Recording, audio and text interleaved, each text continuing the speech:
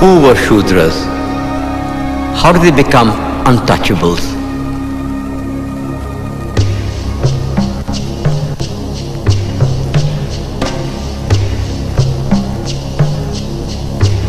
The Purusha Sukta of the Rigveda propounded the doctrine of Chaturvarnya. It says, the four castes emerge from the body of the Creator. The Brahmin, the priest, was equated to the mouth. Kshatriya, the warrior, to the arms. Vaishya, the trader, to the thighs. And the Shudra sprang from the feet.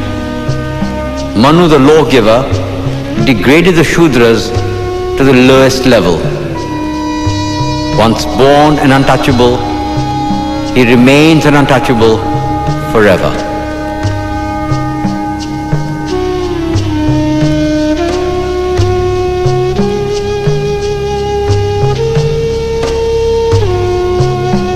Obliged to carry dead animals and eat carrion, not allowed to use public streets, untouchables lived in a state of permanent segregation.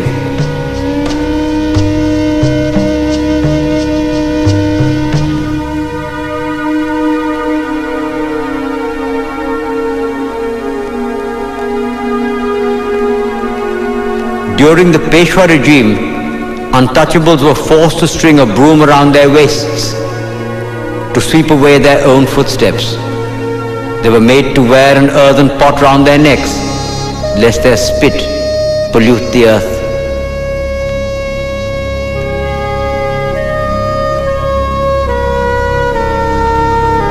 It was a bondage worse than the slavery of the Roman Empire, more cruel than what was perpetrated against American Negroes and German Jews. How long will this go on?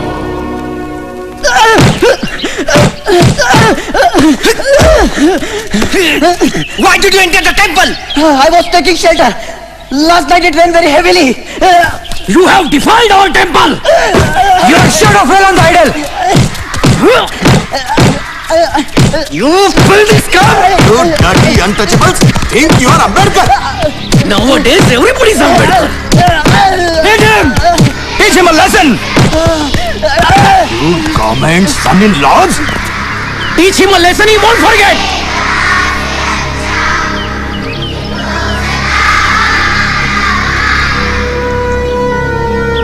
Gautam Mohan का बदला लेके रहेंगे। दलित एकता जिंदाबाद। दलित एकता जिंदाबाद। गौतम मोहन का बदला लेके रहेंगे। गौतम मोहन का बदला लेके रहेंगे। गौतम मोहन का बदला लेके रहेंगे। दलित एकता जिंदाबाद। Your entry beyond the barricade is banned! लेके रहेंगे। गौतम मोहन का Please बदला maintain public order! जिंदाबाद। I declare your assembly as unlawful assembly! I order you to disperse! Gautam Mohan का बदला I order you to disperse!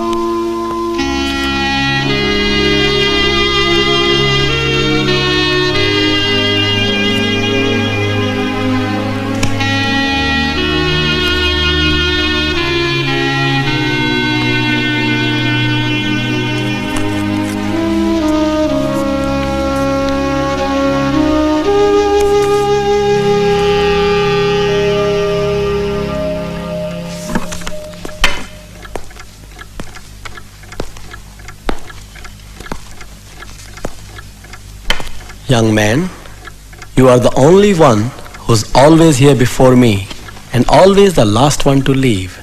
Your name? Bhim Ambedkar. At last we meet. Professor Seligman talks a lot about you. I am Lajpat. Shh. Can we go outside and talk? Our freedom struggle in India. Oh, I'm sorry. Allow me to introduce myself. You need no introduction, sir. Professor Seligman speaks very highly of the economics thesis you're writing for him. We need men like you in the struggle.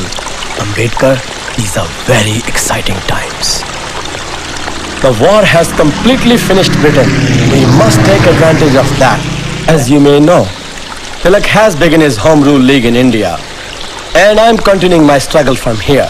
They have deported me, but they can never defeat me. We are having a meeting next week. I'm sorry I cannot attend. I'm here on a scholarship from Baroda State. I owe it to the Maharaja to concentrate on my studies. Pleased to have met you, sir.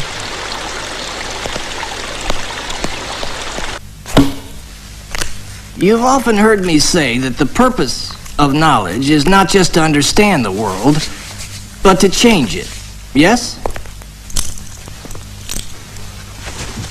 Take my example. I teach, I write books, and I'm also one of the founders of the Negro Urban League. I know, sir. Please understand me, I have no complaints about your academic work. You're probably one of the best students I ever had. Please come. I'm disappointed, Ambedkar. I'm disappointed that you choose not to involve yourself in your country's political struggle for freedom.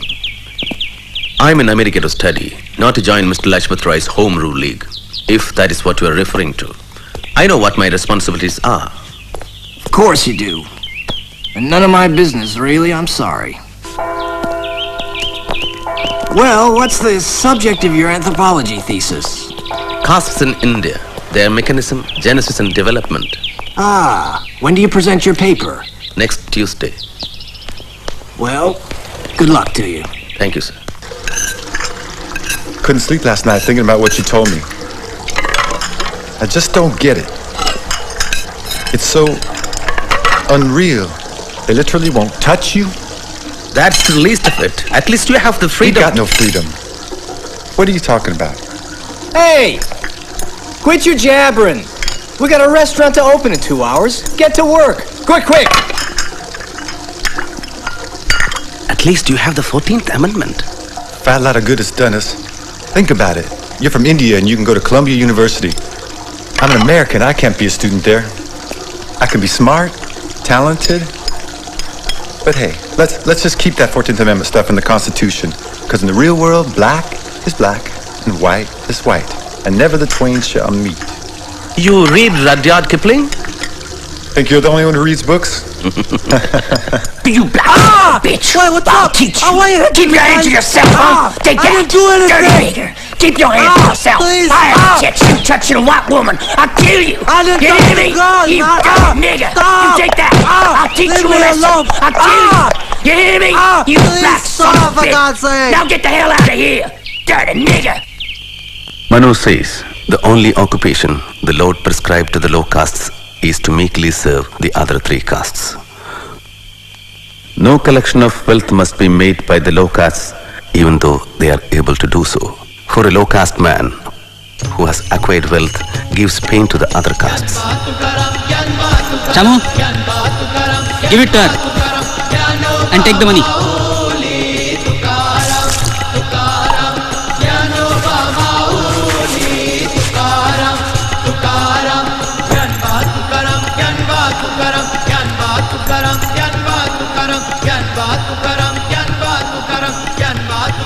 The low caste must never speak to the high caste, save from far away, and when they pass must utter loud cries, and whosoever hears them must leave the road till they have passed. Who wants your wretched money? Go, go, go away, go! This boy thinks that just because his father was Subedar Major, you will cut his hair. Army or no army, Mahar is a Mahar. But you are cutting a buffalo's hair. So, you are worse than buffaloes, donkeys and dogs. The high caste must never read the Veda in the presence of low castes. If the low castes hear the Veda, their ears should be filled with molten lead. If they utter the Veda, their tongues should be cut off. Viva! Viva! The teacher said, no Brahmin worth his salt will defile the language of Vedas. Didn't I tell you to go straight to the principal? I did. You said things will be different in Bombay. Stop crying. Stop crying. I say stop crying! Goats are used as sacrificial offerings, not lions. Stop crying. You are the son and grandson of Subedar Major. Mind well.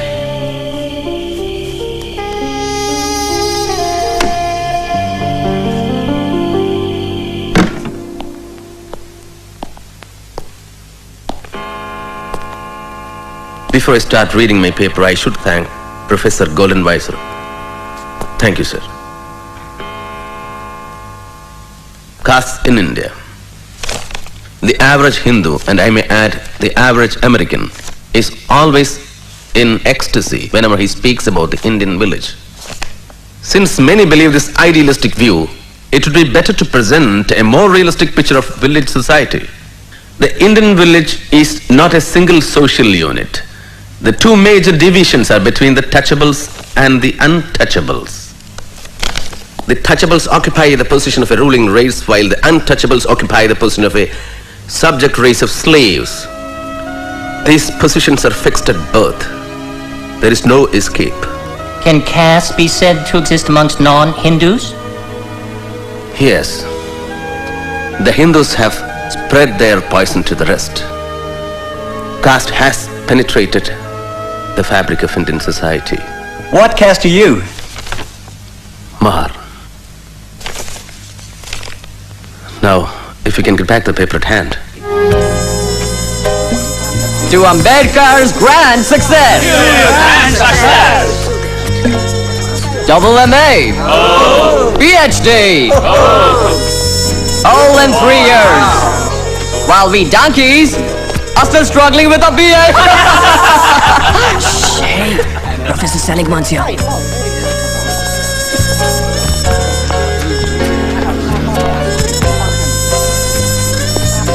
Sir? Ambedkar. I have a letter for Professor Sidney Webb. Very kind of you. Where's your class? I don't drink, sir. Oh, such a nice boy. I want to hear from you after you finish your thesis. I'm writing the preface, don't you forget. Don't ask any of those London chaps. Daisy, Daisy, give me your answer too.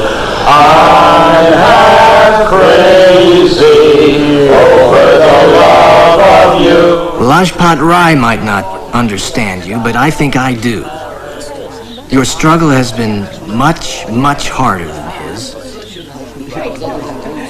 Well, goodbye, good luck.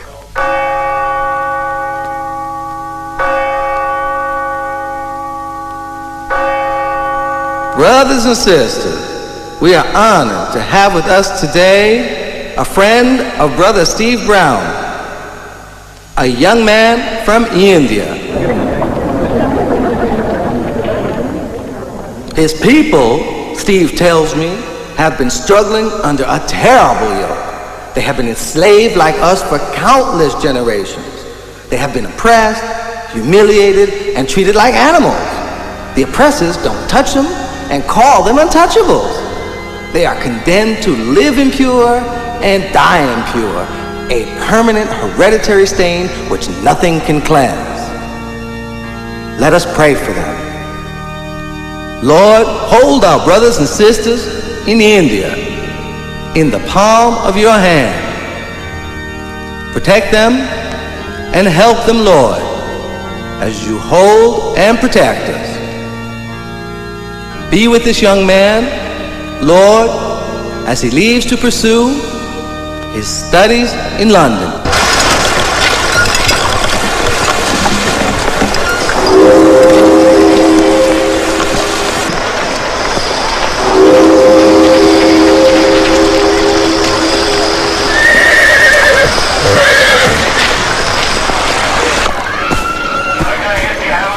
Why did you leave America? Because I have finished my studies there. I intend to continue them here. What do you plan to do in London? Enroll at the London School of Economics. Oh. Keep terms at Crescent. Complete my thesis. Consult the archives. And also qualify as a barrister. Oh, is that all? He has got a brain and a half, hasn't he? Were you a member of the Gadar Party in America? No, sir, I was not. And you took no part in any of their activities? No, sir, I did not. What about a Home Rule League? Were you a member of that? I was in America to study. What's this then? That's my economics thesis. Page 37. The British government in India has been the costliest government in the world, and the poverty of the Indian people has no parallel in any part of the world. Search him. You spies, get down from my car! You never told me you are Mahesh! You liars! You can't travel in my car! You were so well-dressed that I thought you... We will pay double the fare. Double? Triple? Who cares? Give me myself, pollute myself for money? We are thirsty. We want some water.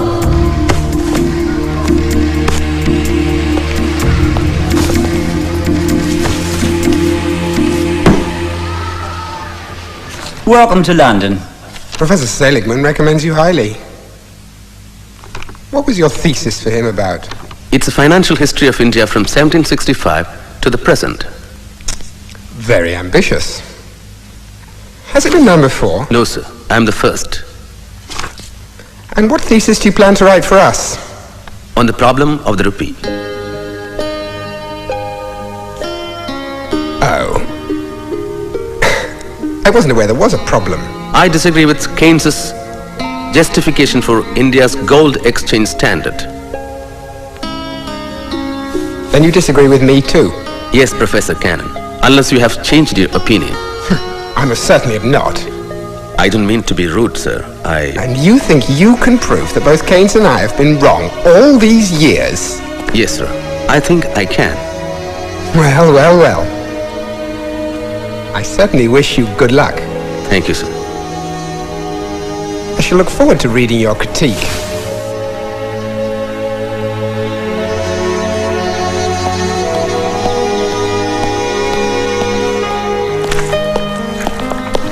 Ah, first man in. You know, you don't have to be so anxious. Relax. Sleep late one day. There are plenty of books. They won't run away, you know. There's plenty for everybody. I'm sorry. You won't understand.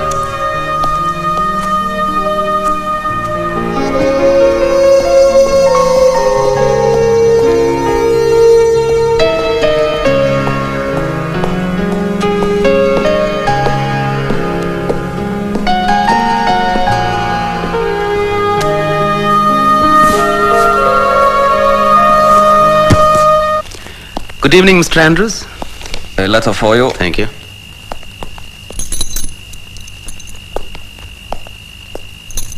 What about this week's bill? Tomorrow. Our son died yesterday. I'm sorry to give you this news. He fell ill. There was no money to treat him. Do not disturb your studies on account of us. Take care of your health. Everyone remembers you here.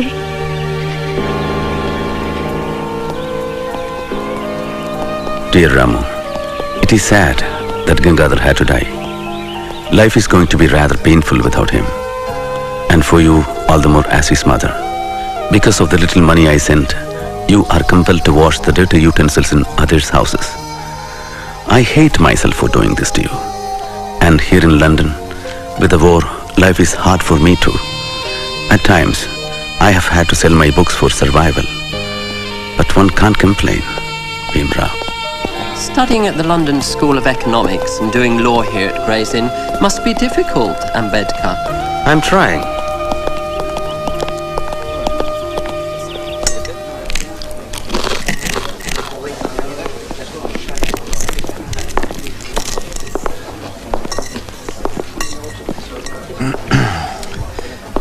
My friends here don't believe me, so perhaps you could enlighten them.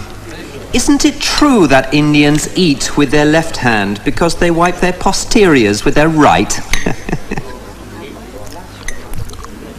Well? Is it true that the English bathe just once a week? Of course, this is just a rumor. I'm sure it can't possibly be true. My dear fellow, may I remind you that you are a guest in this country? I thank you for your kind hospitality.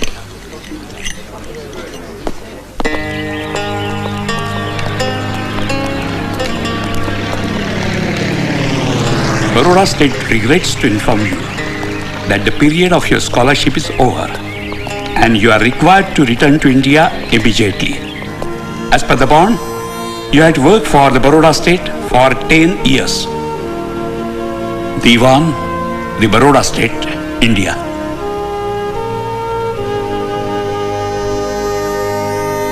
Is there no way you could persuade them to allow you a few more months? After all, it's so close to finishing. No, sir. Well, Ambedkar, all is not lost. I can grant you an extension for 4 years. If you return within that time, you can resume where you left off. I appreciate that, sir. Thank you. You think you'll be able to return? I don't know. I hope so. Deva, you made us so worried. Why? My ship was only a few hours late. We heard a bomb hit your ship. A bomb? But thank God, it was not your ship. We went to the ship's office. They told us your telegram was wrong. Only your luggage was on that ship. A bomb hit the ship with my luggage? Yes, we thought your ship had sunk. My books were on that ship. Forget about your books. What are you talking? At least you are alive. To India, Montague declares Association of Indians in the administration. Hey, Ananda, you have some money? Home rule comes to India. Hey, you. Anna, are you still wrestling? Oh, yes. Namaste. Rama, Deva has come.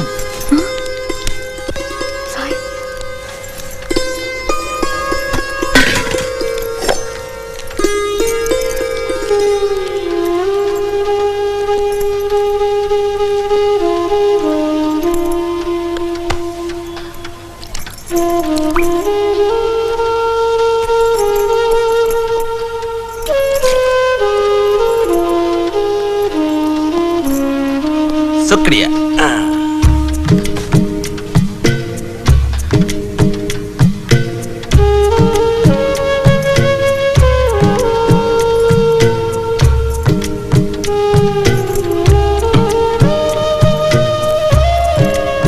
Bhimrao, what jewelry did you bring for Ramabai? When the jewel himself is here, what's need for jewelry? Right?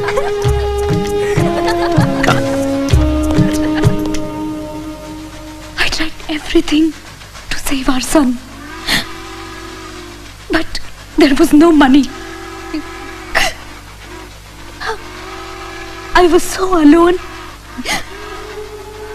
I needed you so much.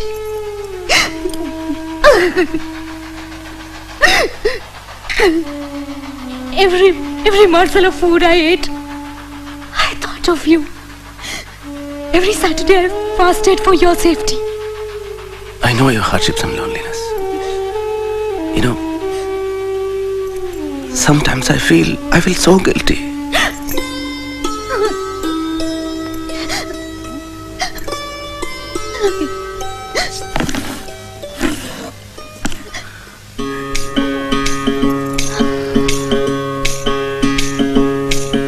Kabir कहे ये जग अंधा, कबीर कहे ये जग अंधा।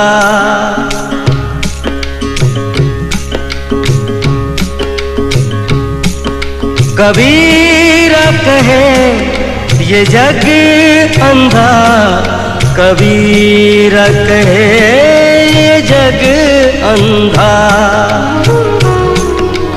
अंधी जैसी गाय बछड़ा था सो मर गया अंधी जैसी गाय, बछड़ा था सो मर गया झूठी चाम चटाए। कबीरा कहे ये जग अंधा, कबीरा कहे ये जग अंधा।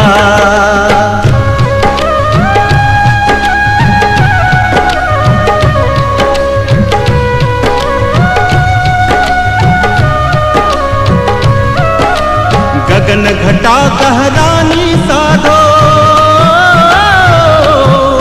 गगन घटा कहरानी साधो, गगन घटा कहरानी। पूरब दिशा से उठी है बदरिया, ओ पूरब दिशा से उठी है बदरिया। रिमझिम बरसत पानी, रिमझिम बरसत पानी। पूरब दिशा से उठी है बदरिया, रिमझिम बरसत पानी, ओ रिमझिम बरसत पानी। अंधी जैसी गाय, बछड़ा था सो मर गया झूठी चाम चटाए। कबीरा कहे ये जग अंधा, कबीरा कहे ये जग अंधा, कबीरा कहे ये जग अंधा, कबीरा। All your studying is finished now.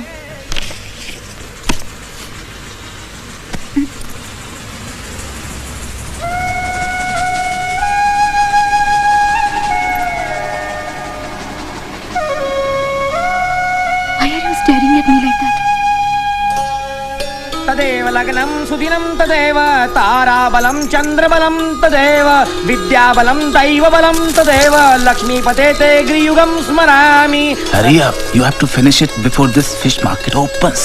Shubhmangal सावधान।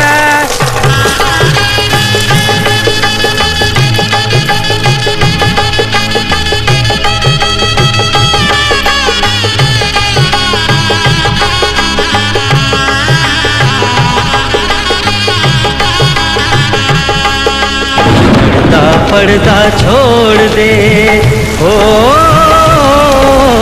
पर्दा पर्दा छोड़ दे बिन पर्दे की बात, पर्दा पर्दा छोड़ दे बिन पर्दे की बात।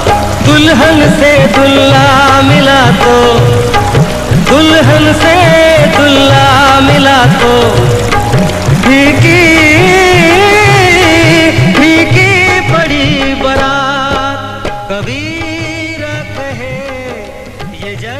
Why are you staring at me like that? Ramu, I have to go back. I had to leave my studies halfway. What are you going to do with so much of knowledge? Enough now. I won't let you go. Don't worry, I'm not going immediately. But you know, I have to go to Baroda to work. I can also come with you. Let me go first and find a place to live. Then I'll come and take Yeshwantan.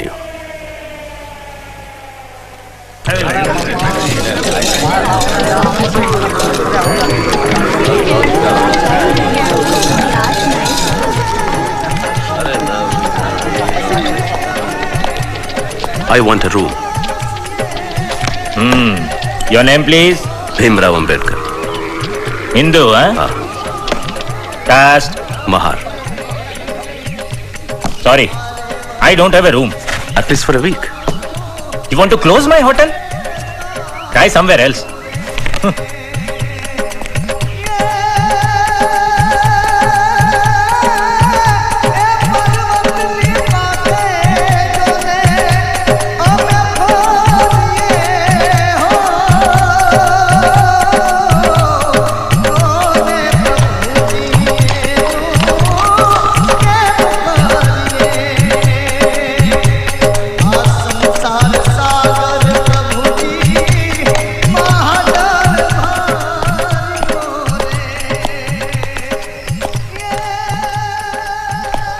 Prashant. Yes. Passenger.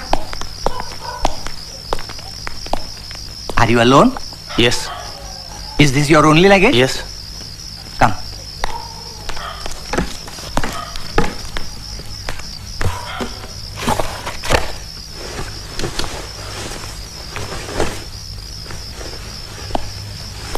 Sir? Roshan! He is not Parsi. He is not wearing Sudre Kusti. Who are you? You are not a Parsi. Yes, I am. Trying to fool us? All right. Show me your Sudre Kusti. Come on, show us. I'm Hindu. You can't stay here. This dharamsala is maintained by the community for the use of Parsis only. I see your difficulty. I can assume a Parsi name for the register. You will also gain something if I stay here. I leave as soon as I am sanctioned the house. I'm an officer in the accounts department of Baroda State. Oh.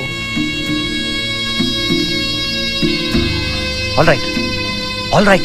You'll have to pay 5 annas for the day, for boarding and lodging. And you'll have to register under a Parsi name. Thank you. I'll get some food for him. But you can't stay in this room. I'll give you some other room. Pack up and come. Come with me.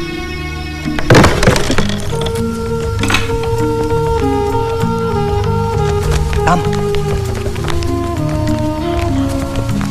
This is where you'll have to stay. All right?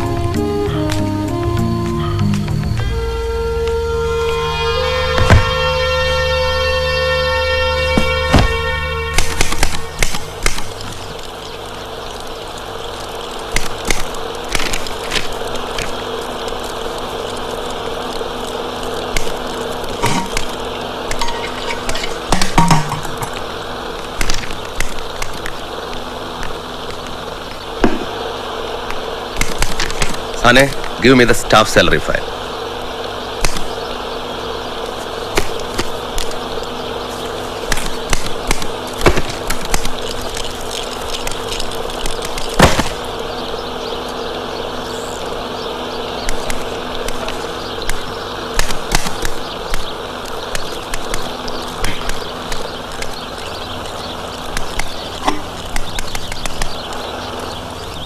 Will you fetch me a glass of water? Didn't you hear what I said? There is no water. What is that then? There is no water.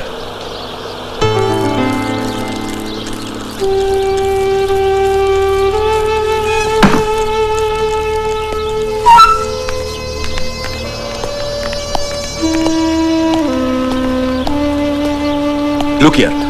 You might be a senior officer, but you can't touch this water. Maybe the Maharaja should hear about this. Yes. Go and tell him. We are not scared. This is our religion.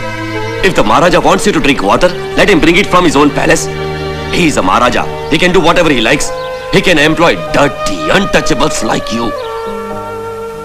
Yes, I remembered. But you know what happened? But I didn't get 3% marks in economics like you, Mr. Mukherjee.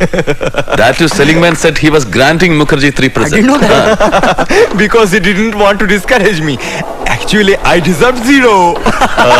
Dr. Ambedkar, I am Jangir Umrigar. Hello. Secretary of this officers club. May I have a word with you? Of course. Excuse me. Oh, yes? Please come, sir. It's like a... we have received our application letter. We'll be pleased to admit you to this club, but only on the following conditions. You will have to sit at your own separate table. You can use your own cutlery, serviettes and crockery. And only one of our waiters, Makbul Ahmed, is willing to serve you.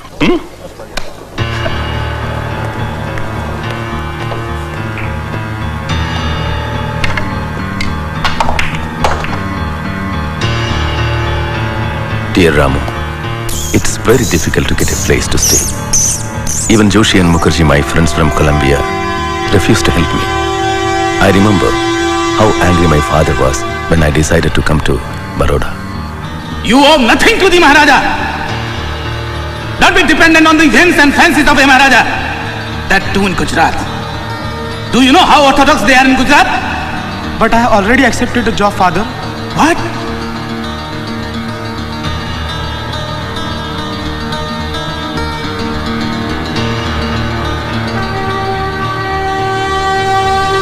I remember I received a telegram about my father being critically ill. I missed my train, but somehow reached Bombay.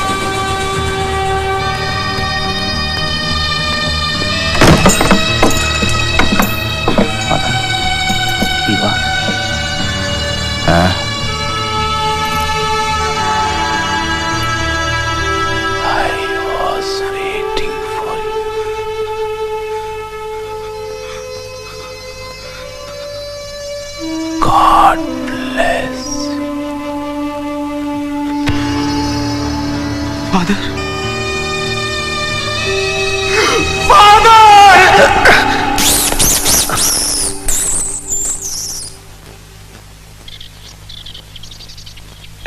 कड़ी सके कड़ी केम सके ना नहीं madam जी computer पर से आ गया महाराज कौन है बोलो मैडम जी नहीं मैंने सुनिए madam ji You son of a swine, you fraud, you liar. How dare you take a Parsi name? We know who you are. You are a Hindu and that too an untouchable. What do you mean by staying here? When do you intend to vacate? Please let me stay for just one more week. By that time, I would have found another. Nothing doing. You get out at once. You better pack off and get out by evening or else. If we find you here tonight, we are going to break your head. Understand?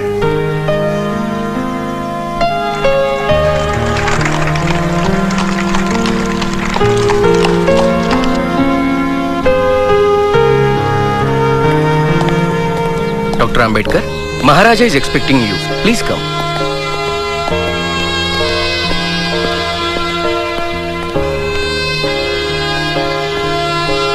Ambedkar, come in, come in. I have been very proud of you, my boy. Very proud of you. I did caste in India. Excellent paper. Excellent. Thank you, Your Highness. Sit. So, what can I do for you? The Diwan indicated that you had a problem. Sir, I need a place to stay.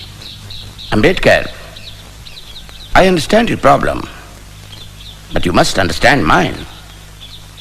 I have to go slow. As it is, I have caused a revolution by employing you here. You cannot expect to blow up the entire mountain of caste in a day or two. These things take time. You must be patient.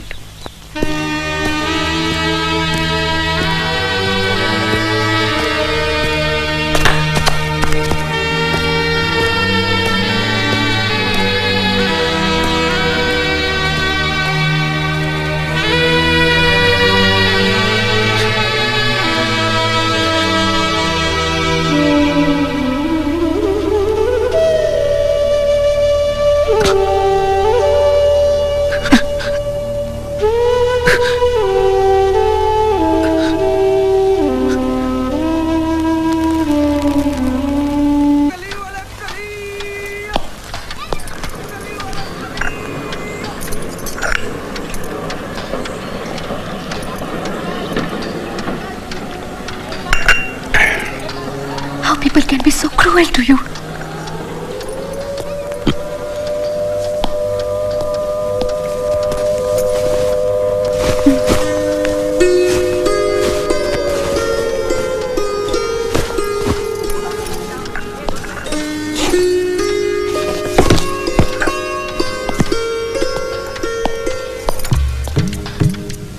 What's all this drama?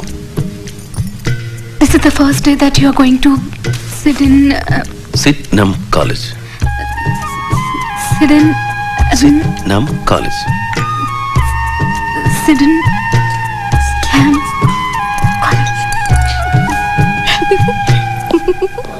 Listen, what's a boring untouchable going to teach us? Wait till my father hears about this.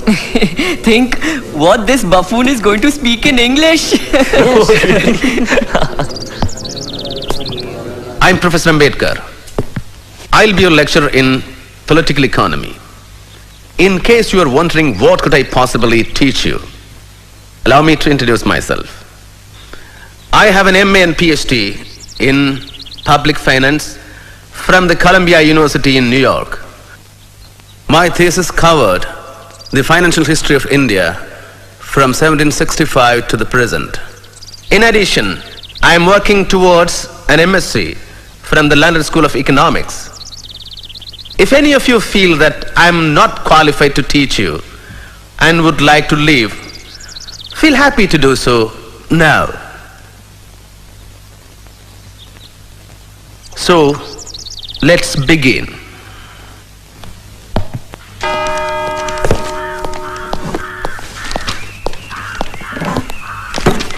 Dr. Ambedkar.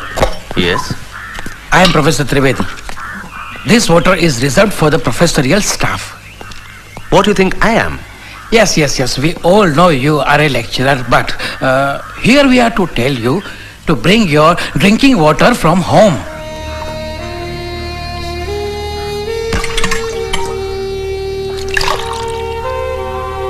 If you learned professors have any objection in my drinking this water, I suggest you to bring water from your home.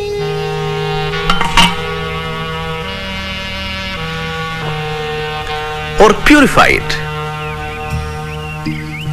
You are Trivedi, so I assume that you know the rituals to purify polluted water. No?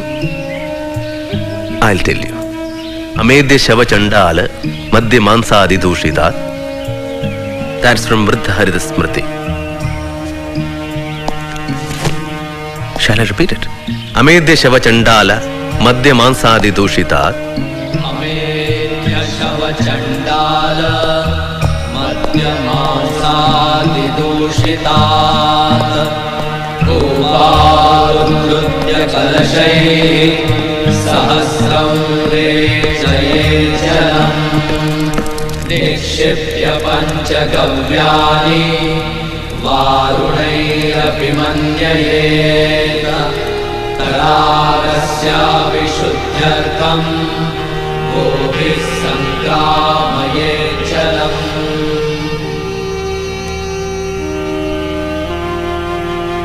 Home rule is as much the birthright of a Mahar as that of a Brahmin. And unless and until this attitude is adopted, the day on which India will have home rule is distant. A Swaraj, where there are no fundamental rights guaranteed for the depressed classes, will not be a Swaraj for us. It will be a new slavery. A Mahar.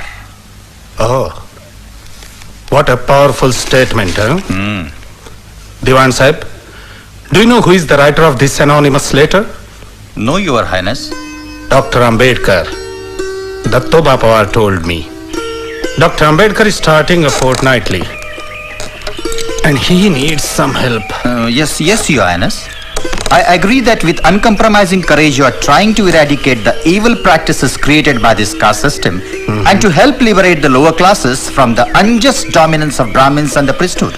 But still, let us not hurry in this case. No, Diwan Sahib, no. We must encourage Dr. Ambedkar in every possible way. Yes.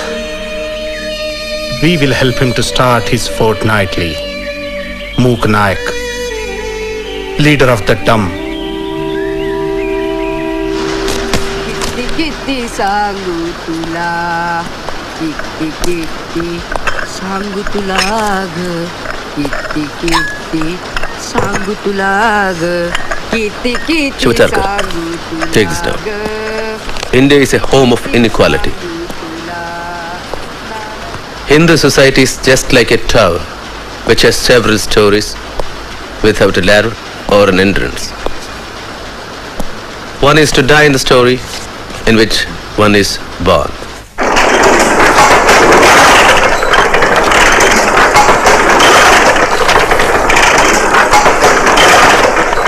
So friends, this Mangaon conference has convinced me that you have found your savior in Ambedkar. I am confident that he will break your shackles. Not only that, a time will come when, so whispers my conscience, Ambedkar will shine as a front rank leader of all India fame.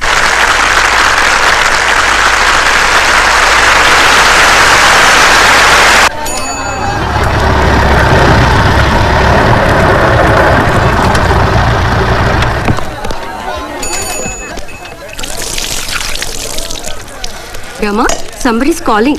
Who can it be? Oh, Ambedkar! I think he's Shahu Maharaj. Let's go up.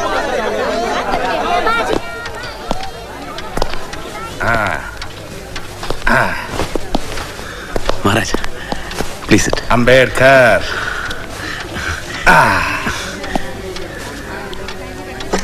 How about a cup of your special tea, Sister Ramabai? Jamu tea.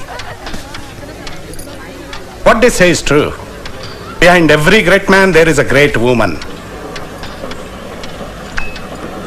You are a lucky man, Ambedkar. I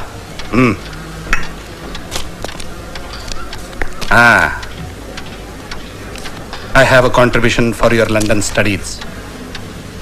Open it. Thank you, sir. Wonderful. So, come on. Let's go to Muknayak office.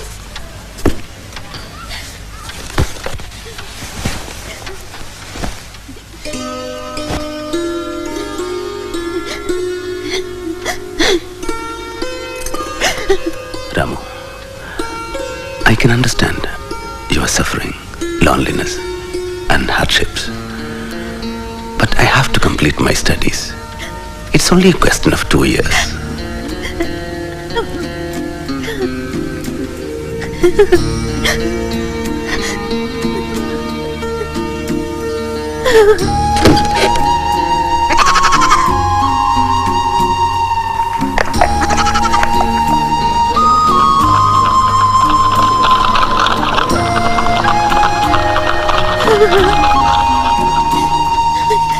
What did you think of the defense? Well, well. Look what the cat dragged in. Oh, Ambedkar.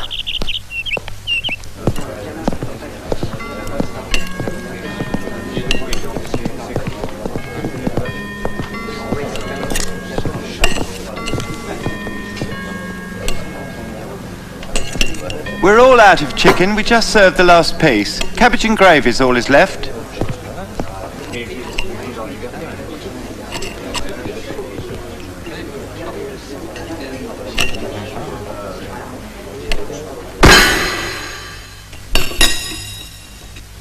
What's the matter?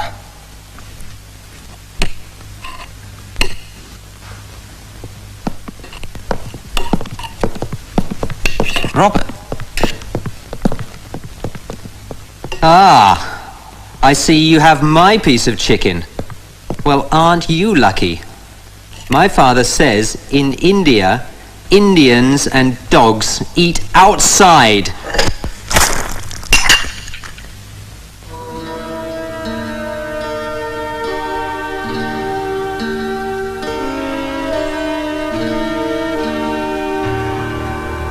Apologize. Apologize.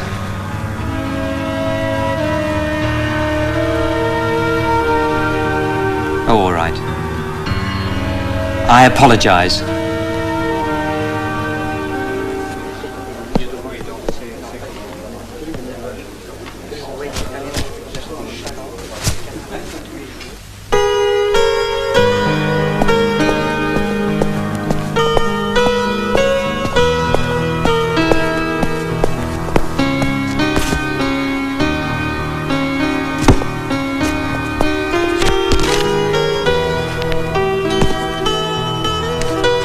You drop this.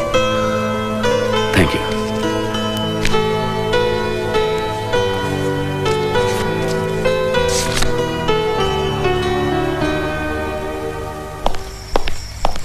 Good news.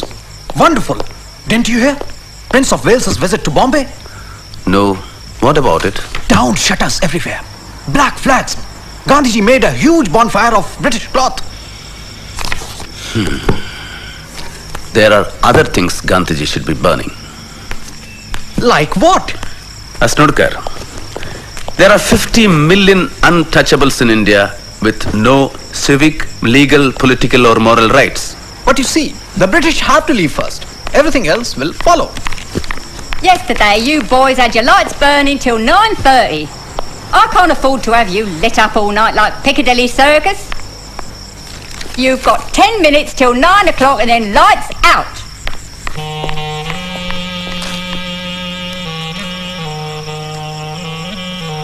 Dear Shivatarkar, how is Muknayak? Life here is very difficult. My landlady is a very harsh and terrible woman. I have to make do with the frugal breakfast, which is also my lunch.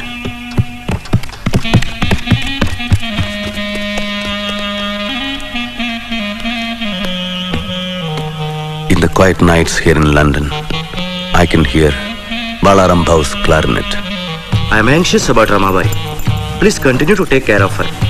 as I know you will. Also, I hear from home that the tuition teacher is irregular. Why is this so? If money is the only constraint, please increase his salary or get another teacher. On no account should the education of the children suffer. Please personally look into the matter. Bhim Rao. Never had a moment's time for you here in Bombay. And just look how he cares for you from 1,000 miles.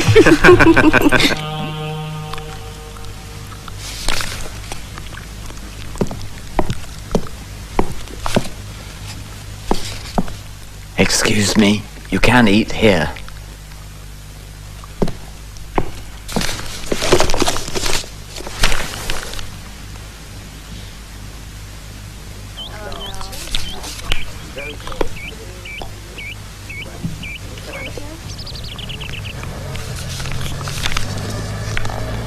Excuse me, we met the other day. We did? You know, you dropped a paper, and I picked it up. Ah, yes. Fanny Fitzgerald. Bhim Rao Ambedkar. Pleasure to meet you. You work harder than anyone I've ever seen. I have very little time and much to do. I wonder if I could be of any help to you. I work in the House of Commons. And, well, I have access to a lot of references. Why don't we have a cup of coffee? And you can tell me exactly what you're working on.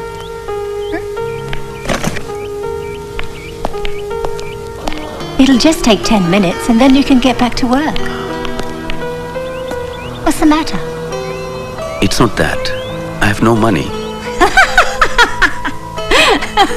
My treat. Oh, come on. It won't bankrupt me, I promise. Good evening, Ambedkar. Good evening. I read your Mook Nayak, Dumb Hero. I like your writing, but I don't like your ideas. That doesn't surprise me. By the way, you know, Shahu Maharaj is dead.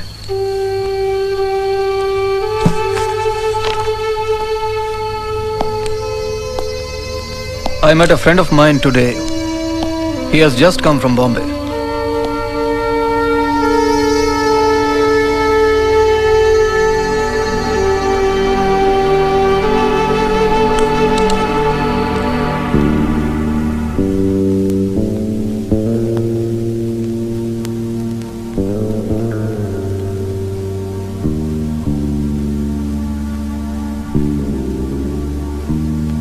For as in Adam, all men die. Even in Christ shall all be made alive.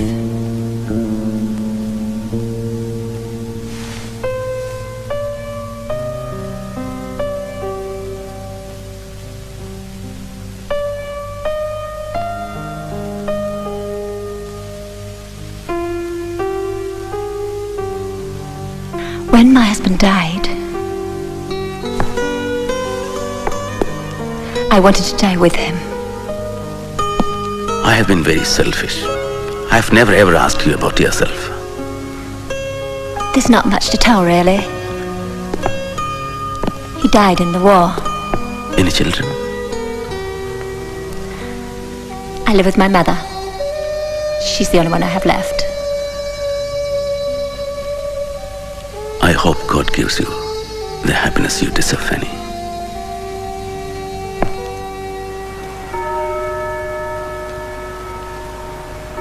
Bhimrao Ramji Ambedkar.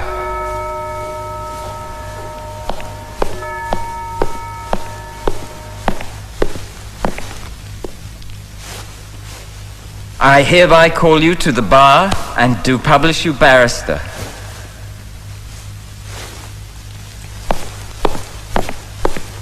A toast to the new lawyer. May he fight the good fight with courage and lots of success. May God bless my friends and keep them away from all harm. Bhim, I have a gift for you. It's a Bible. A Bible? I'm going to write a book on the Bible, and I'll dedicate it to you. Why, thank you. Ambedkar, I expect you thought I called you in to congratulate you on your thesis. I'm sorry to disappoint you, but you're going to have to rewrite it. We have no quarrel with your conclusions, you understand. I personally think that they're wrong, as do the examiners.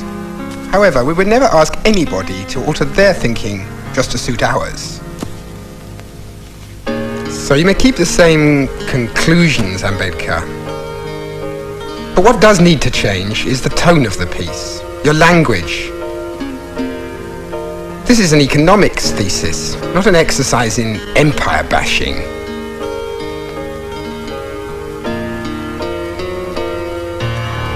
Bhim, what's the matter? Didn't they love it? They hated it. I have to rewrite it. I don't believe that. Why? My language offended them. I just called a spade a spade. I didn't invent imperialism, they did. Oh, Bhim, what are you going to do now? Rewrite. Paper! Paper! Paper! Paper! Paper! Paper!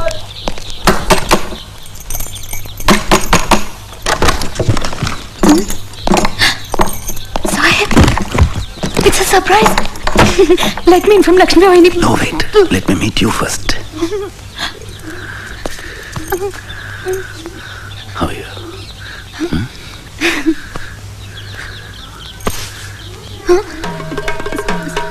Sahib!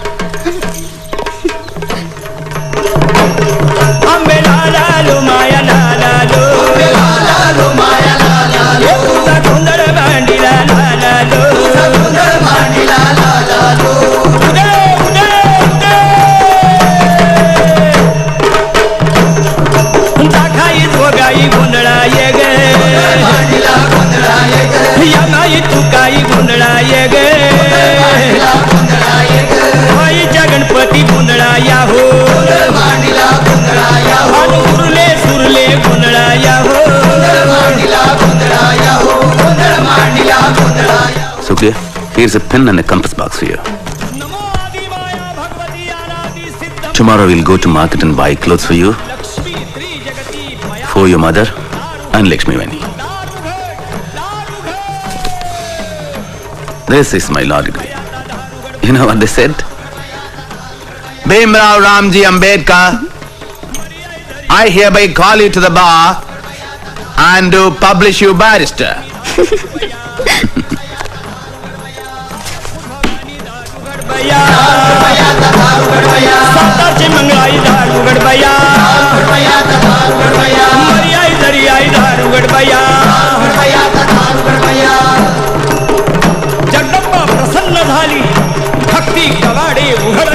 Why don't you wake yourselves up?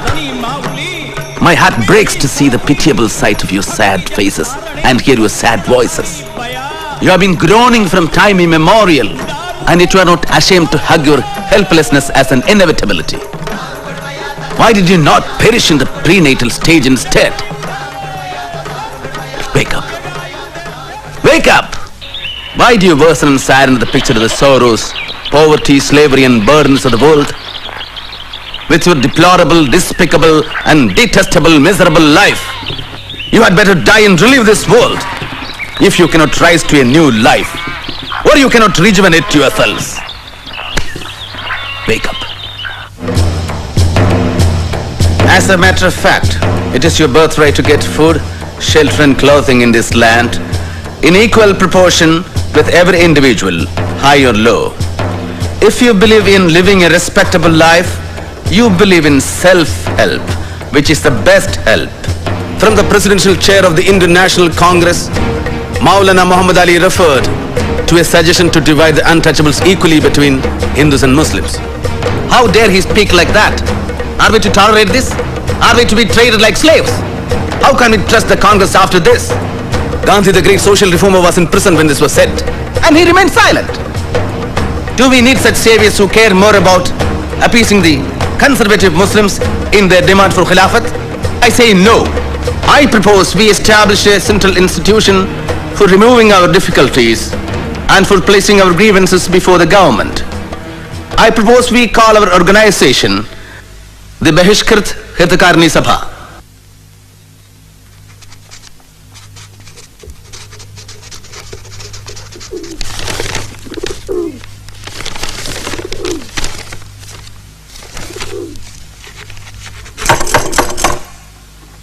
Saheb? Saheb? Saheb? Saheb? What do you want? Can I have some peace in this house? You've locked yourself since morning. You didn't eat anything. I'm not going to die if I don't eat. You go and eat. Please leave me alone for a while.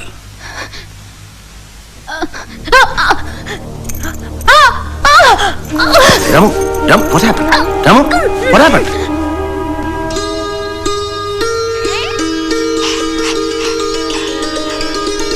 Dear Datoba, our son Rajrathan has brought joy to my hectic life.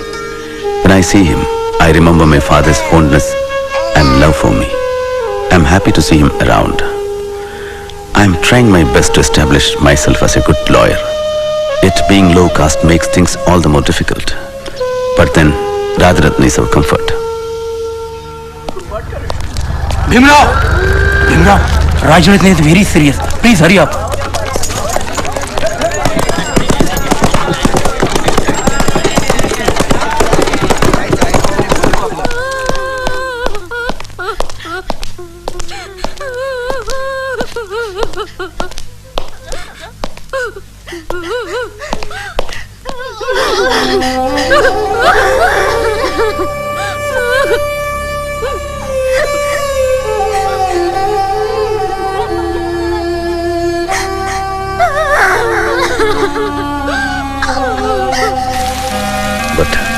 Dear Datoba, the ill-omened day came and Rajrathan had to die.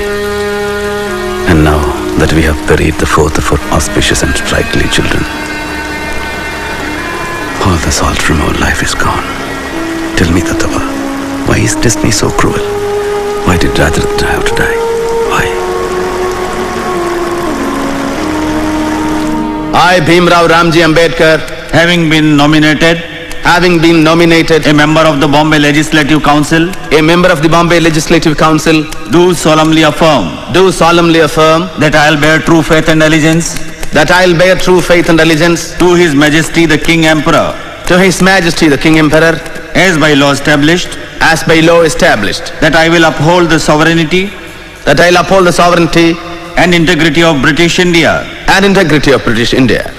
We should start our agitation from somewhere in Konkan. That who comes under the Bole resolution in the Bombay Legislative Council about the untouchables being allowed to use all public watering places.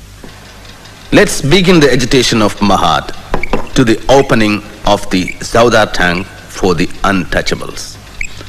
This will be the commencement of the social revolt. Sahasrabuddhe, Chitre, and Tipanis should reach each and every village and get people to gather in thousands.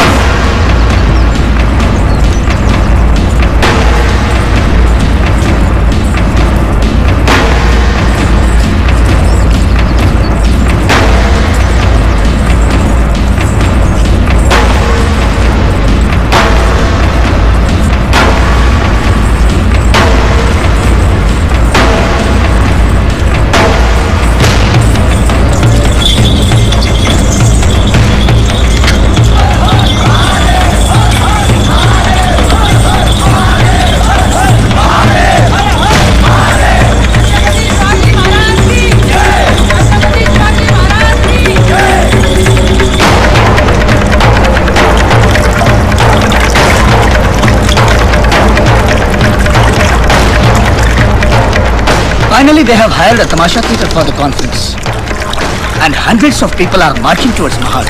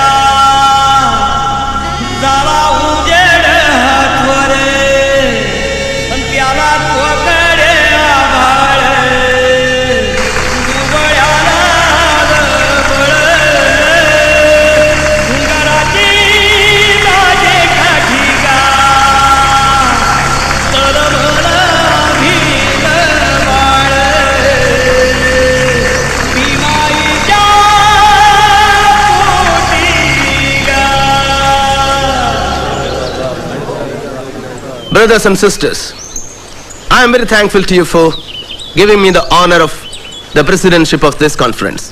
I am very happy to be here. I learnt my first alphabet at the Dapoli school. One always remembers with fondness the place where one has passed one's childhood. But I am very sad too, for we go on bearing injustice. My advice to you is, let us throw away the dirty lifestyle imposed upon us by high caste Hindus who condemned us to live in this hell. So, educate, agitate, and organize. Have faith in yourself and learn to be clean. I therefore ask you to take a solemn vow to renounce eating carrion and thrown out crumbs.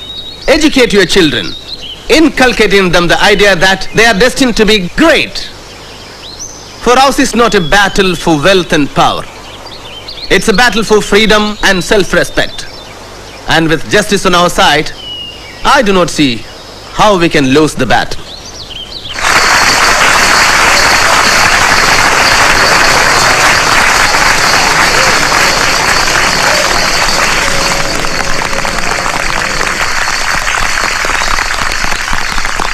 The untouchables of Mahad find it very difficult to obtain drinking water.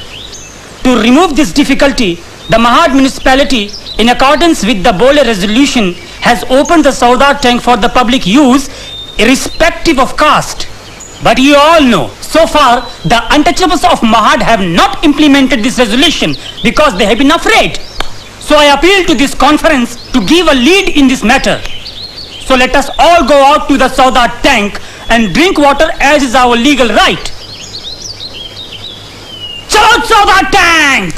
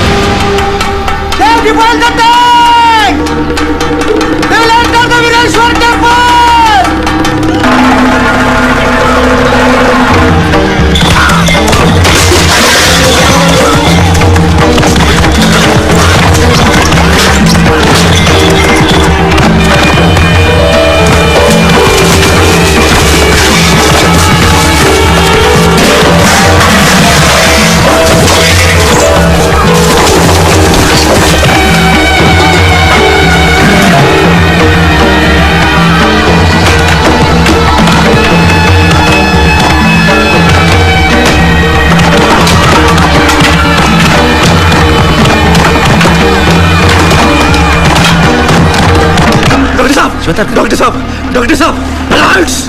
Riots? Yes, they are armed with lathis and they are brutally beating our people. It's chaos, confusion. Doctor Saab, please stop them.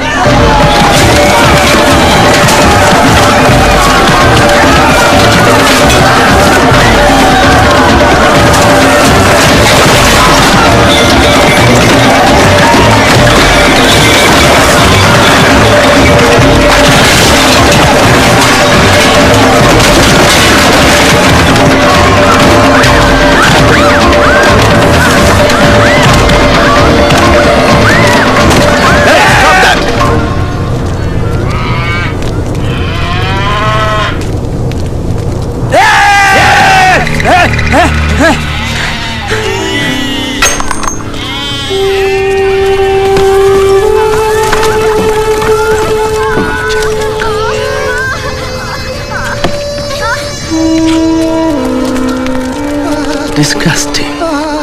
Inhuman. How could they be so brutal? Dr. Ambedkar! Yes? Will you please control your people? Control my people? Yes. Chitre? Gaikwad? He is asking me to control our people. Alright, I control my people, you control the rest. Alright. Are you planning to enter the temple? Temple? Yes. Our conference is over. We have dispersed peacefully and we always follow the law. And the tank is open for all by the law. You give us orders! Be silent! Be silent! I appeal to you for calm and peace. We have proceeded lawfully thus far. Let's not take law into our own hands. We do not want to lose any more destruction and bloodshed. Return to your villages peacefully. I beg of you. Please.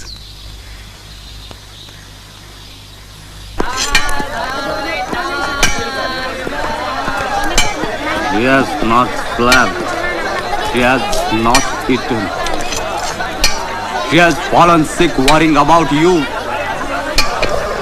Don't you care anything about your family? I know what I'm doing. Then why do you risk your life like this? Hey, Bhiva!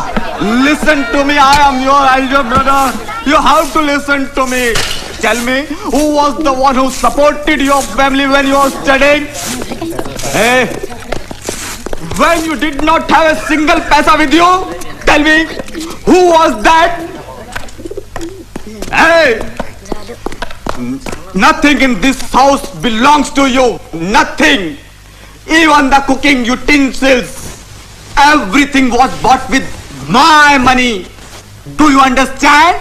Then take them and leave. All right. I'll take them. I'll take everything. Fauji? Fauji? Let him go to hell.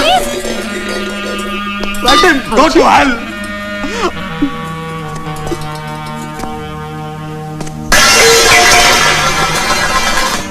All right. I will never set my foot again in this house. Never again. All right? Never again shall you see me. I want to live alone. Fauji, have you eaten? Yes.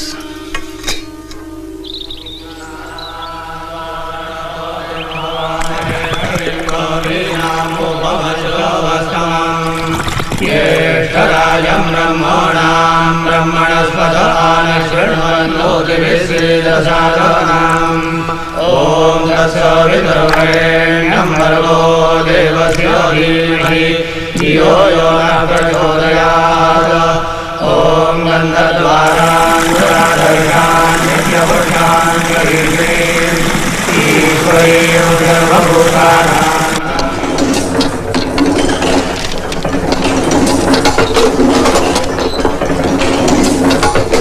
Dear readers, as Smoke Naik had to be closed, I am starting a new fortnightly, which is to be called Bahishkrit Bharat, to voice the grievances of the depressed classes.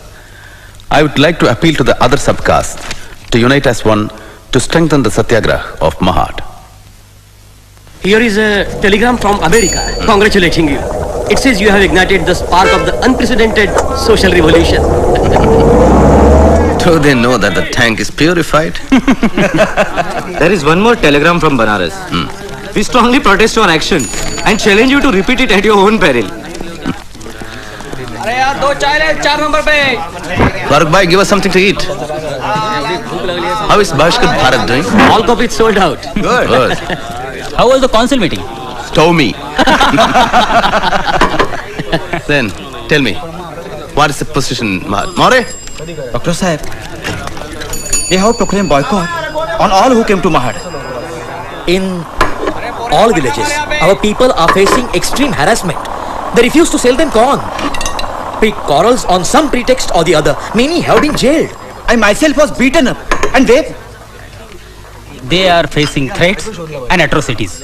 And in Mahad, the municipal council has passed a resolution saying that the Chaudhar tank will not be open to untouchables. Deadly diseases require drastic remedies. Friends, there is a letter from Mr. Zavalkar, the leader of the non-Brahmin movement. It says, we the non-Brahmin leaders of Maharashtra declare our wholehearted support for the Satyagraha on condition that all Brahmins should be weeded out from it.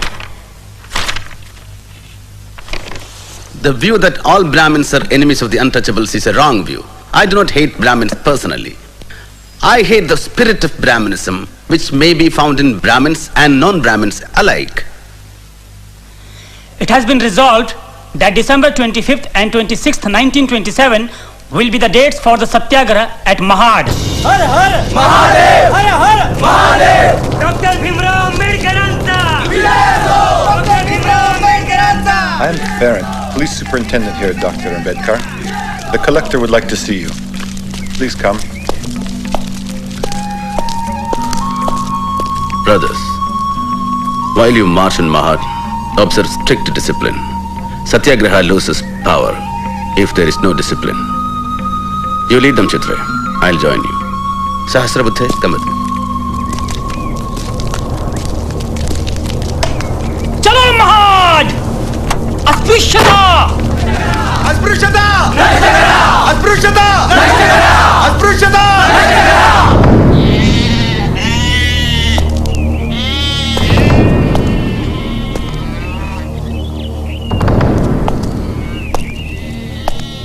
I do not want anyone near the tank. All right? Good. You must understand my problem. The high castes have gone to court, claiming the tank is private property, and the civil court has granted them a stay order. Mr. Hood, you know as well as I do that this is a completely fraudulent claim. But you know that it is up to the courts to decide whether or not they are justified. But the whole purpose of the Satyagraha was to drink water from the tank. If you persist, I will be forced to make arrests. You will be in contempt of court. Do you want to send 10,000 of your followers to jail? What purpose will it serve? You know I am not against your movement. I have resisted pressure to issue an order prohibiting the assembly of 5 or more persons. Thank you. We are grateful. Will you give me the opportunity to speak to your conference? Just for a few minutes, before you proceed to the tank. That will be possible. We must take your leave now. They'll be waiting for us to begin. This conference that has been called to inaugurate an era of equality in India has no parallel in Indian history. I can only compare this to a meeting held in France in 1789 that ushered the French Revolution. Our conference is the beginning of such a social revolution in India. We are here to declare a war. Our goal is not only the abolition of untouchability, but a war against the caste system itself. We will not be immortalized by drinking water from the tank, but this, our action, will prove that we are also human beings. We must establish the principle that status in India shall not be determined by birth, but by merit alone. We must rearrange Indian society on the principles of a casteless, classless society. We must adopt the principle that all men are born equal and die equal.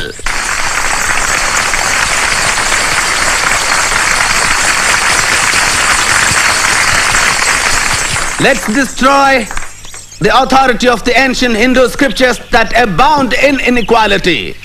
Brothers and sisters, religion and slavery are not compatible.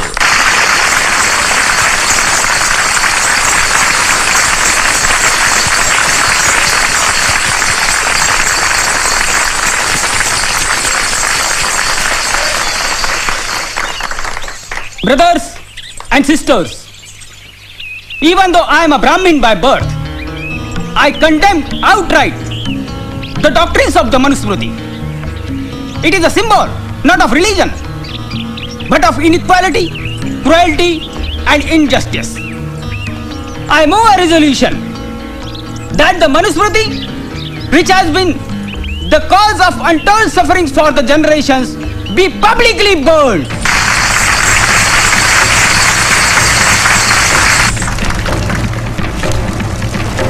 Shudratu karye dasyam krita bhakritamev va dasyayo vahi srishtoso brahmanyasya swayambhuva vaishya shudro prayatnena swani karmani karayet sauhijito swakarmabhya shobhayetamidam jagat न स्वामिना निसृष्टोपि शूद्रा दास्याद् विमुच्यते निसर्गजं हिततस्य कस्तस्मात् तपोहति.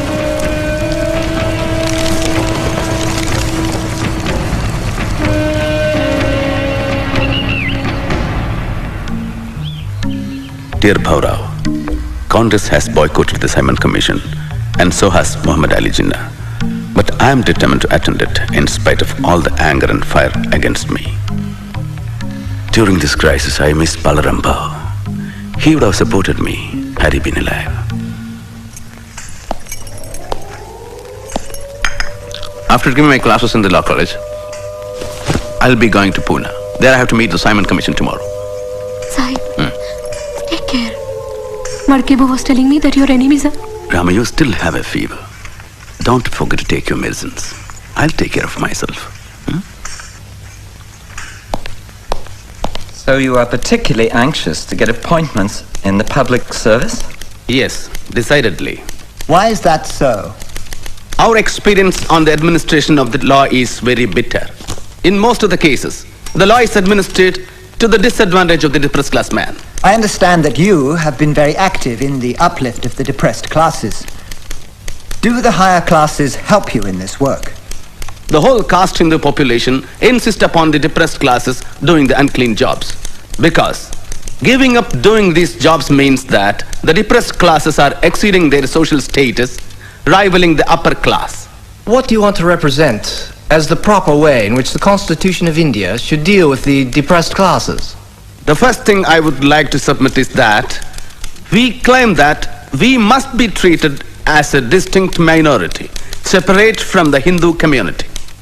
Secondly, the depressed classes minority needs a far greater political protection than any other minority in British India, for the simple reason that it has been kept educationally ever backward, economically poor, socially enslaved, and suffers from grave political disabilities from which no other community suffers. So, we claim reserved seats if accompanied by adult franchise. And if there is no adult franchise? Then we would ask for a separate electorate, certain safeguards regarding the education of the depressed classes and their entry into public service.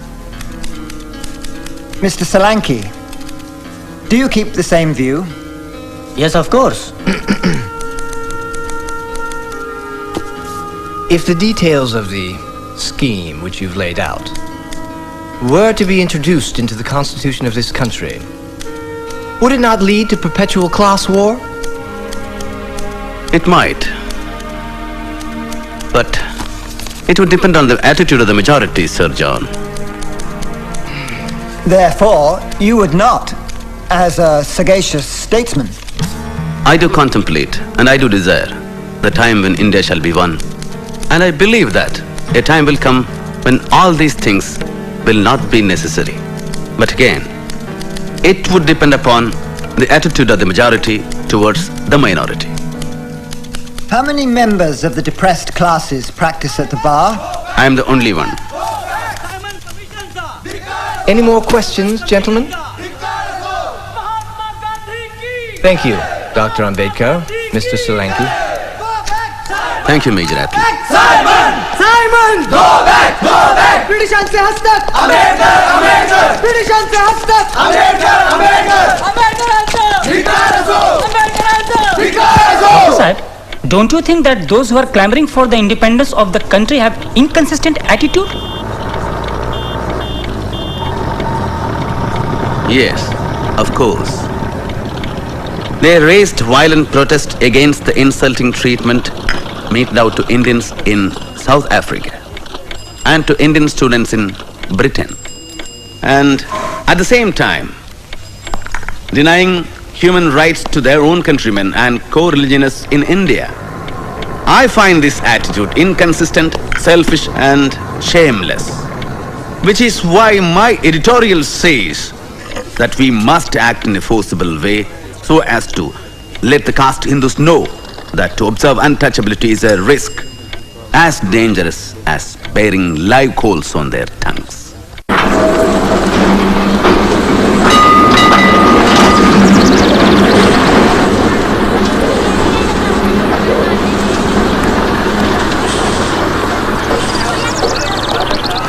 The untouchables will try to enter the Kalaram temple in Nasik.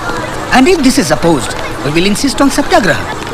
Naik, the political rights of the untouchables are more important than the temple entry. We just want you to lead the movement. We will take all the responsibilities. All right, Paurao. Then send a notice to the trustees of the Kalaram temple about the Satyagraha. Om Gananandva Ganapatim Havamhe Kavim Kavinamupavishravastavam Jeshtarajam Brahmanam Brahmanaspata Anashunvanno Devisvirajano Swaha.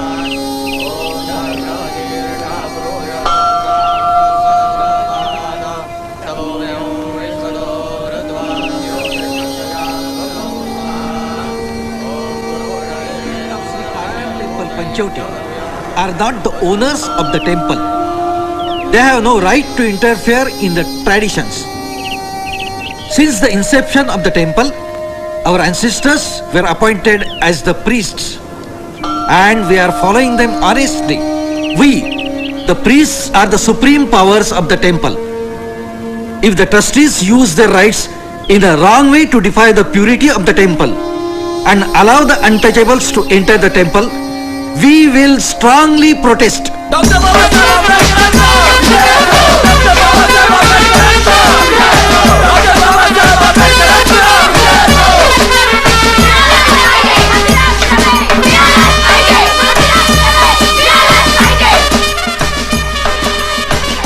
Hurry up! Hurry up! Close all the doors now! मंदिरात प्रवेश! मंदिरात प्रवेश! Doctor Babasaheb आंबेडकरांचा आधी जमाना Babasaheb आंबेडकरांना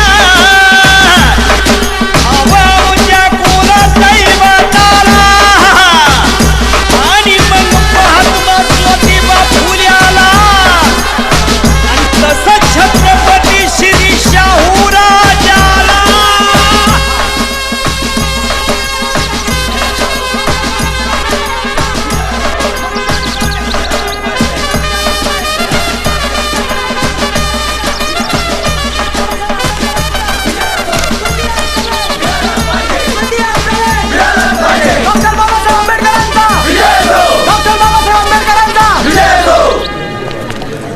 By the order of the district magistrate, all the gates of the temple are locked. By all means, we have to establish our right to enter the temple and worship God. I think there is no other way than Satyagraha. Paurao, post our people at all four gates, south, north, east and west. We should be the first people to enter the temple when it opens. जो सुख पायो राम भजन में, जो सुख पायो राम भजन में, सो सुख नाई अमीरी में. मन लागो मेरो यार फकीरी में, मन लागो मेरो यार फकीरी में. Dr. Ambedkar, don't you feel that it's a crime to block the gates and not allow the people to enter the temple? I know, Mr. Gordon, it is. Suppose I order the Indian Penal Code 144 and allow only 4 people here. Still, we will struggle to establish our rights. डाली छेड़ू ना पत्ता छेड़ू ना कोई जीव सताऊं, पात पात में प्रभु बसत है वही शीस नवा. What attitude do you propose to adopt in connection with this Rath procession? The untouchables will participate in dragging the Rath, and we will offer the puja to the idol in the Rath, and that has been a tradition. Caste Hindus will bring the Rath to the main door of the temple, and after they have dragged it 10 feet from the gate, they will stop. And your people can join by holding the rope fastened to the Rath. Is that agreeable to you? Yes, I agree. और क्या रंग चढ़ाऊं कहत Kabir सुलो. We have to find 50 men to pull the Rath. How do we choose 50 out of 5,000? Choose the hefty and able-bodied.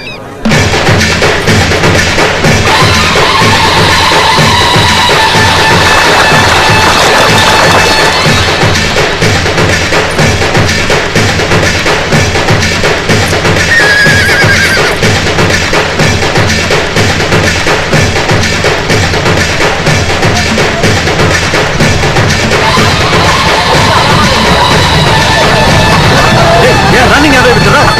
Hold them! Go on, hold them!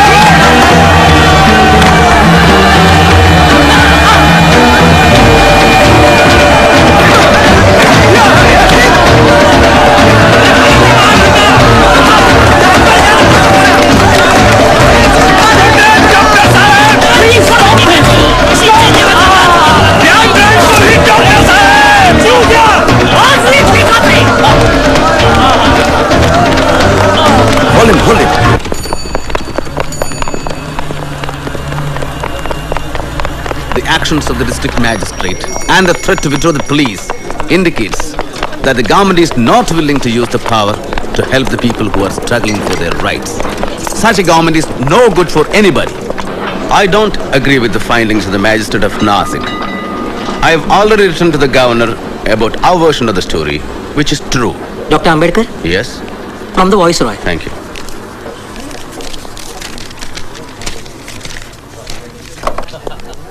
Oh, it's an invitation to the Round Table Conference in London.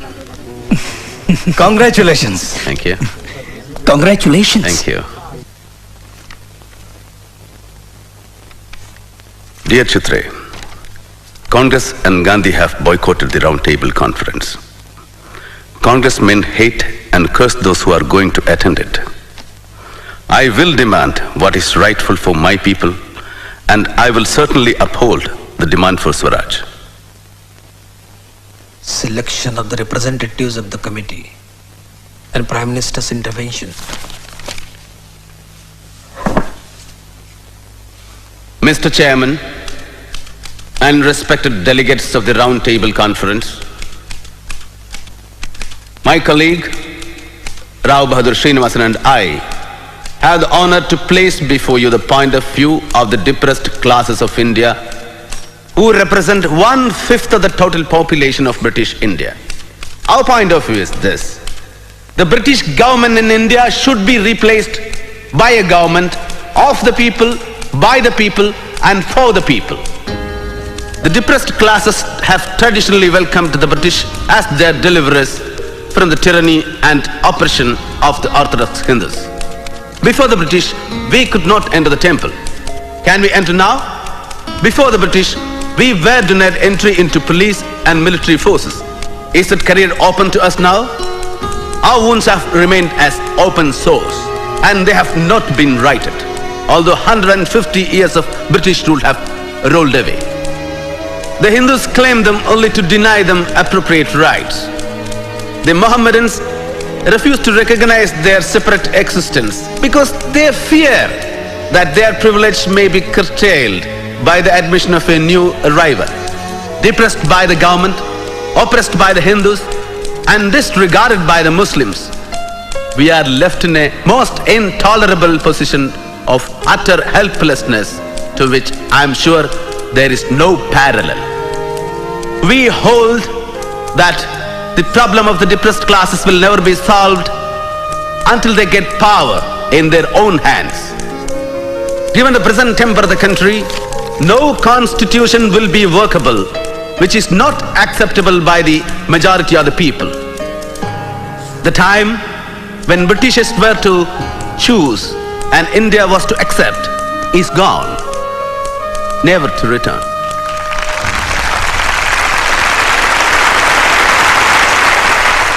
Dr. Ambedkar, the man of the hour. Yours was the best oratory of the entire conference. I only said what was true. My boy, I'm so proud of you. I remember the first time we met, like it was yesterday. Well, I must go now. Thank you. Well done. Sir, while we are on the subject, regarding my loan. What loan? For my studies. Oh, that was a scholarship. Dr. Ambedkar, you were wonderful. Thank you. That is what I thought, sir. But the Divan has been writing to me for the past 6 years, asking me to repay the loan. He has even written to the college where I teach. That is preposterous. I'm terribly sorry, my boy. I'll take care of this. Our London radio correspondent says Dr. Ambedkar made a great impact on the British Parliament. The foreign press is eager to meet him when he arrives in Bombay. Thank you for agreeing to talk to me. My pleasure. Dr. Ambedkar, I've been following your movement for a long time, and there's something I don't understand. You have been an opponent of the Congress Party. They boycotted the Round Table Conference, and you went ahead and attended. And yet recently, you successfully defended the 47 Congress Satyagrahis involved in the Chirana firing case. Isn't that a contradiction? Miss Rosa Epstein. Miss Epstein, there is no contradiction in my position. I took up this case only for the principles involved. I don't agree with the Congress, but I do believe that every citizen has a right to agitate. The rights and the liberties of the people are far more important than the stability of the government. Why should Gandhiji himself send for you? Obviously, to lure our flock of sheep to his fold. Don't you fall under his spell. He's not a god. We should stick to our stand. Yes. Namaste. Namaskar. Bapuji is on the terrace. Namaste. And how is your progress with the charkha, Miraben? I'm trying, Bapu. Good. You are doing absolutely fine. Just concentrate. One day you will master it. Good. That's right. Bapuji. Dr. Ambedkar has come. Yes. Dr. Ambedkar. You wish to see me? Gandhiji, you sent me a note calling me here. Oh yes, that is so. I believe you have some grievances against me and the Congress. Let me tell you, I have been troubled by the problem of the untouchables since my childhood. Before you were even born, Dr. Ambedkar. And because of my efforts, it has been made a plank on the Congress platform. And that is not all. We have spent not less than 20 lakhs on the upliftment of the untouchables. So it is really surprising that men like you should offer opposition to me and the Congress. Frankly, Congress has given only formal recognition to the problem. Hypocritical. Empty words that have no meaning. You said Congress spent 20 lakhs. I say it was all a waste. If Congress was sincere, it would have made removal of untouchability a condition to becoming the member of the Congress, not to wear qadar. You say the British government does not show a change of heart. I say that the Hindus have not shown a change of heart either. As long as they all remain adamant, we will believe neither the Hindus nor the Congress nor any Mahatmas. History tells us that the Mahatmas are like fleeting phantoms. They raise dust, but raise no levels.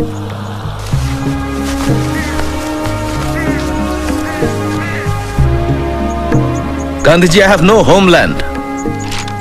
But this is your homeland, Dr. Ambedkar. And from the reports that have reached me of your work at the Round Table Conference, I know that you are a patriot of sterling worth. How can we call this land our home when we are treated worse than cats and dogs? And the injustices inflicted upon us are so enormous that if we should ever be disloyal, the fault will lie with this land and not with us. The congressmen oppose our movement and dub me a traitor, and you call me a patriot. All I know is I have been trying to win elementary human rights for my people without meaning or doing any harm to this land. You can call me a traitor or a patriot. I don't care for either label. So what would you like us to do, Doctor? You have agreed to political safeguards for the Muslims and Sikhs, who are politically and economically much more advanced than the untouchables. The Round Table Conference has recommended similar political safeguards for the untouchables too. What's your opinion about that? I'm against the political separation of the untouchables from the Hindus. That would be absolutely suicidal. I thank you for your frank opinion. It is good to know where we stand as regards this vital problem. I take leave of you, Gandhiji.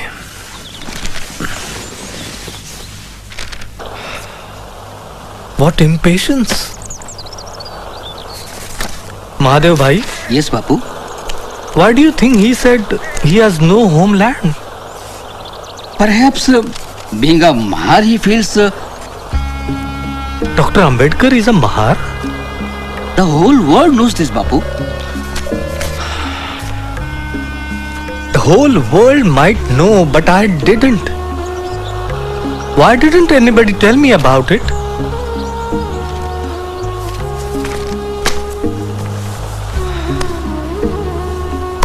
I thought he was a progressive Brahmin from Pune. Mr. Gandhi left for London today to attend the Round Table Conference. He expressed his views to the press that the delegates were not chosen by the nation, but were chosen ones of the British government. Mr. Gandhi's participation does not substantially alter our position. Our first priority is to arm the repressed classes with political power. That is the only way. But Dr. Ambedkar, don't you think that education will change the situation of the untouchables? Have you been speaking to Mr. Gandhi? I am the most educated person amongst us. Still, I am treated as an untouchable in society. What demands are you going to make? We demand a complete partition between ourselves and Hindus. And how do you propose to do that? In the future Constitution of India, the depressed classes should be given a fundamental right declaring untouchability to be illegal and punishable by law. Mr. Gandhi said that the separate electorates will perpetuate the stigma and untouchable will remain untouchable. Let him say that. You cannot untest a 2000-year-old test of human mind and turn it in the opposite direction. Oppressors never become saviors, which is why I want political power. Not well-meaning words, not good intentions, and no charity. What support do you have to get rid of it? Mr. Chairman, I know what is on the minds of the delegates. The question of representation claimed by minority communities. We are reconciled to giving the Muslims and Sikhs special treatment. There are sound historical reasons for that. But as far as the untouchables are concerned, I and Congress strongly resist any special representation to be given to them. Untouchables are a part of Hindu religion and cannot be separated from it. Thank you. Declaration of war against us. Yes. Bhim, what happened? He's asked for an adjournment of the minority committee. I hear that he's planning to make a deal with the Muslims. What sort of deal? Congress will accept the Muslims' 14-point demand if the Muslims opposes. I don't understand. But why would he go to such lengths? He's supposed to be a great saint. Surely he can see the justness of your cause. Saint? He is a seasoned politician, my dear. When everything else fails, Gandhi will resort to intrigue.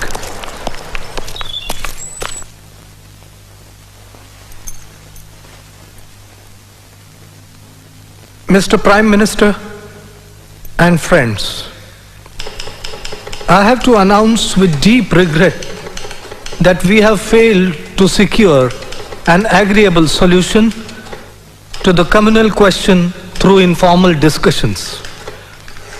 The failure was inherent in the composition of delegates who are nominees of the government and not representatives of the people.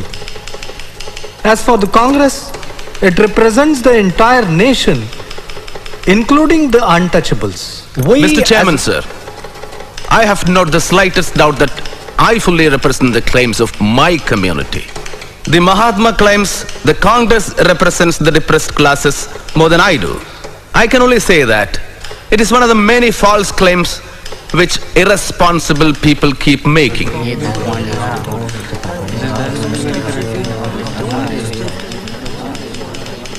Even these telegrams coming to me from various parts of India, sent by the depressed classes, express no confidence in the Congress movement.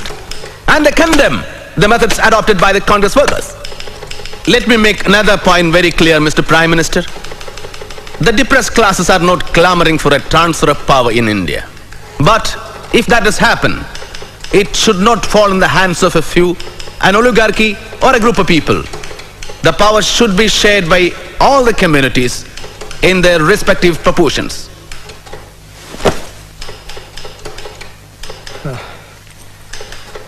I strongly believe that untouchability is on its last leg and separate electorates will only perpetuate that stigma. I will walk from one end of India to the other to tell the untouchables that this is not the way to remove untouchability. I would rather Hinduism died than untouchability lived. I have great regard for Dr. Ambedkar. But it seems that great wrong under which the learned doctor has labored, and perhaps the bitter experiences that he has undergone, have warped his decision. It is not a proper claim when Dr. Ambedkar seeks to speak for the whole of the untouchables. I can say with humility that I represent the vast masses of the untouchables. Those who speak of the political rights of the untouchables do not know their India. I would resist this kind of a political separation with my life. Thank you.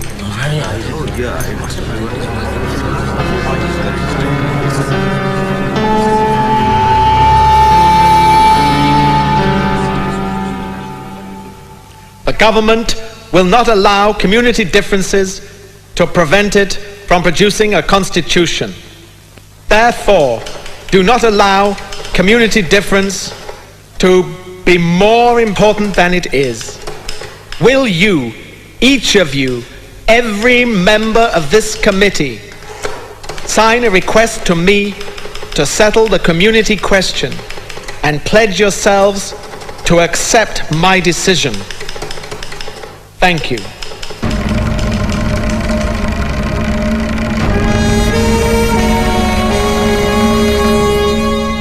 British Premier Mr. MacDonald announced the communal award granting separate seats to the depressed classes. It is feared in some quarters that this award might politically balkanize India.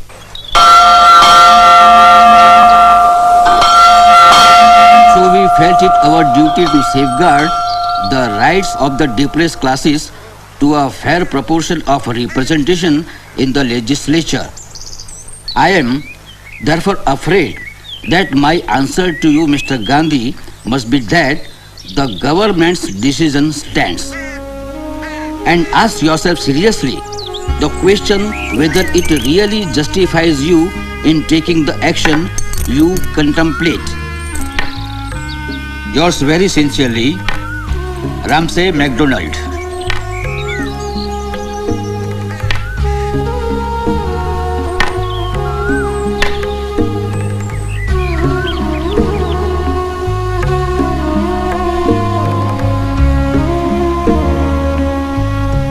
But Gandhiji didn't count on MacDonald granting separate electorates.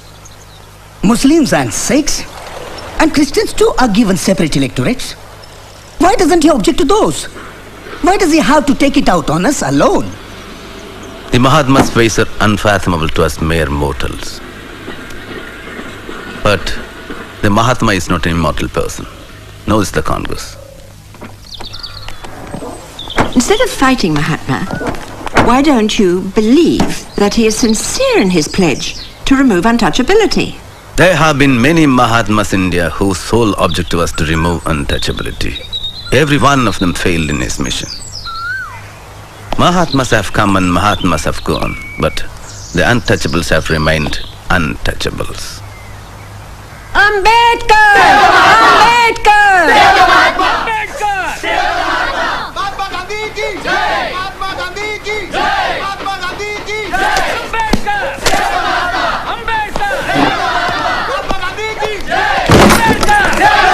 Why don't you leave me in peace? I have work to do.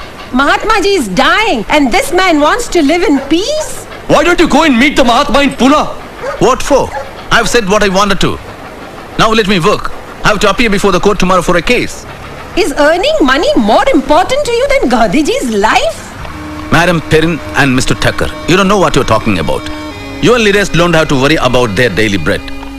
But if I don't work, I don't eat, my family starves. Please leave me alone. Dr. Ambedkar, we are receiving cables from the whole world, entreating us to save Gandhiji's life. Gandhiji's life must be saved. But why do you corner us?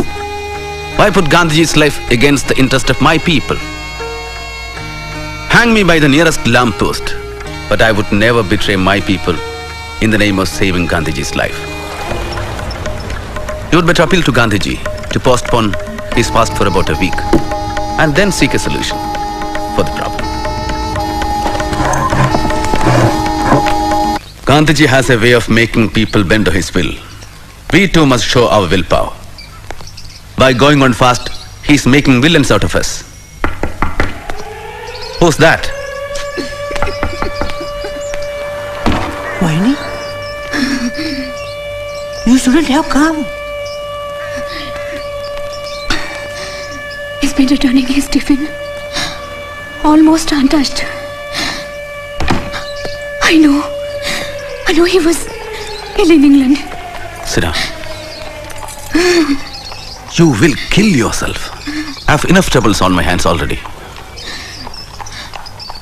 Won't you eat?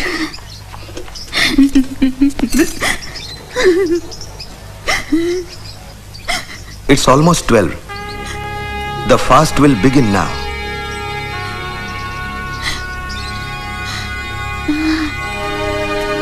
Babu?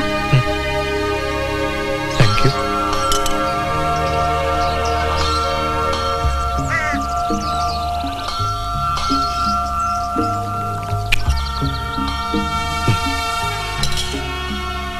Here we are. My tussle with God commences. It's meant to see you, Babu, before you lie down for rest.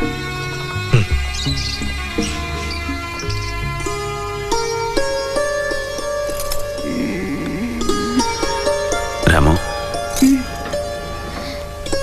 Thank God you've come. Lie down, lie down, lie down. I'll bring you food.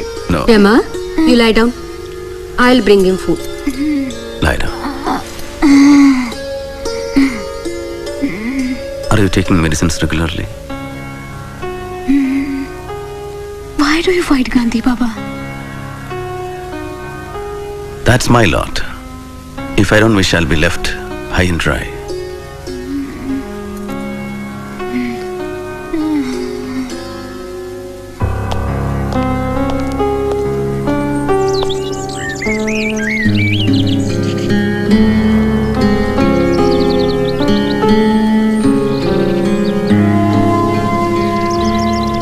Panel.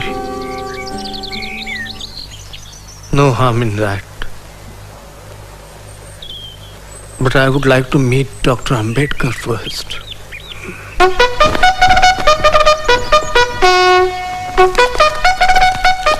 Here he comes. Namaste. Dr. Ambedkar. Namaste. This way, please.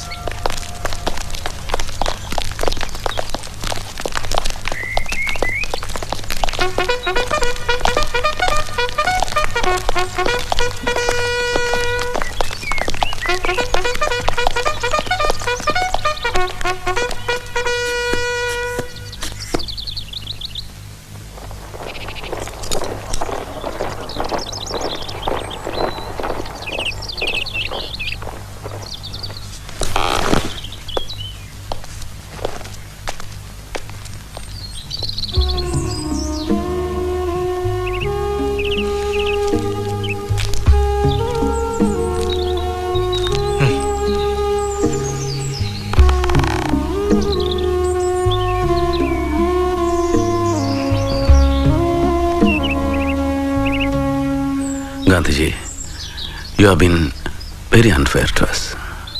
That's my lot. What do you suggest? Compensation for giving up separate electorates. I know. The reserved seats. Surely, but the number is negotiable. Let me tell you, Ambedkar, I'm fully with you. You are an untouchable by birth. I consider myself untouchable by adoption. And I also know that you want to save my life. Yes, Gandhiji. You know, I'm not adamant on a separate electorates as a matter of principle. The purpose is to enable a minority to select candidates to the legislature who will be its real, not nominal representatives. Excellent. But why a panel for some seats and direct elections for others? Surely that will create an artificial division for the depressed class members and divide the community. Why not have primary elections through panels for all the seats? All right. I make that concession. Panels for all seats. Good. Now make the panel of 5 instead of 2. And let me give you my word, Ambedkar. From now on, my entire life will be devoted to the total eradication of untouchability. Now, you may discuss the details with these friends. I have discussed with my colleagues. They won't agree for more than 126 seats in the Provincial Assembly. We are firm on 197 seats.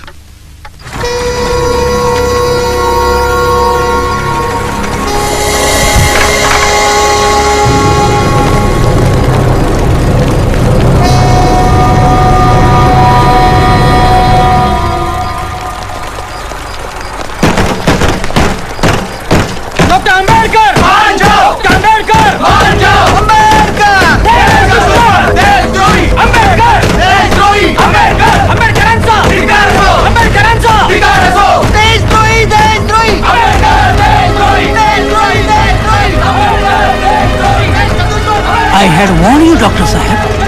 We are receiving threatening letters.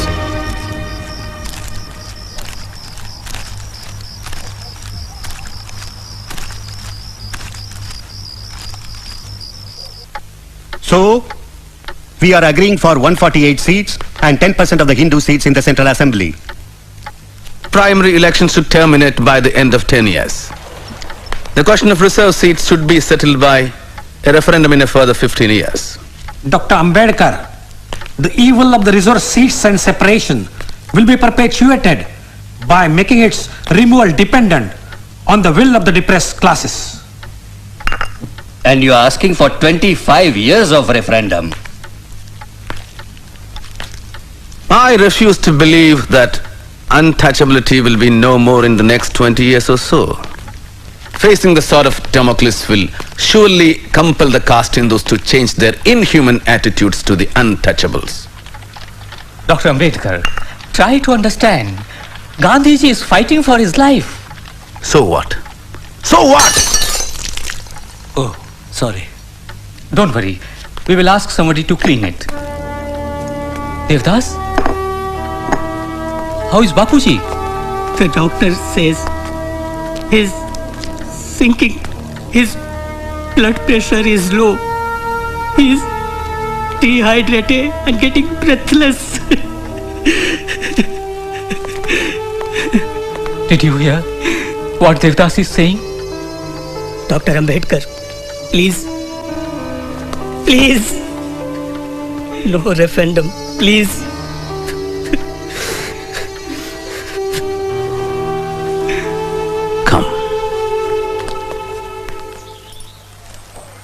I have given many concessions, Bapuji.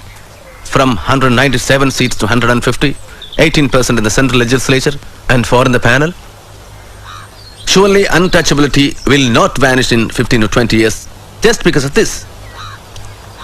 I propose a referendum of the depressed classes in 10 years on this issue. But these people are opposed to that.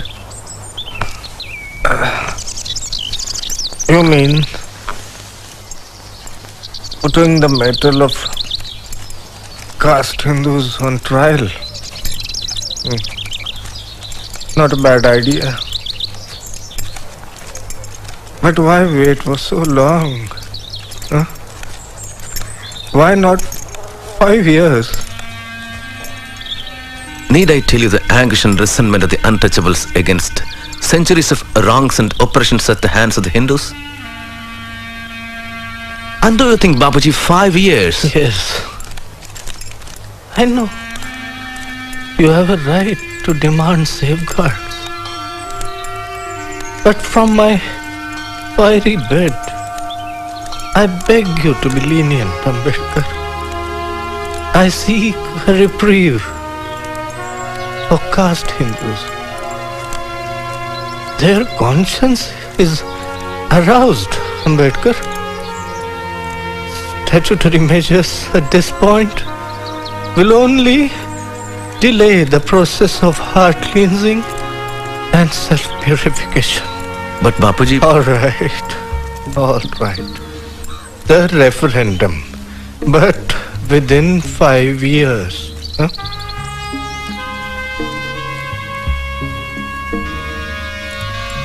Five years or my life.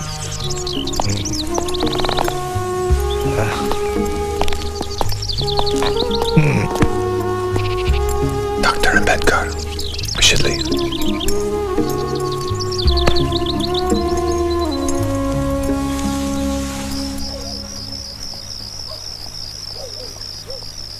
The long-standing confrontation between Mr. Gandhi and Dr. Ambedkar has finally dissolved in the form of the Pune Pact. Dr. Ambedkar has agreed to sign it without the condition of a referendum. He and Pandit Malviya will sign it. This will bring to an end Mr. Gandhi's long fast.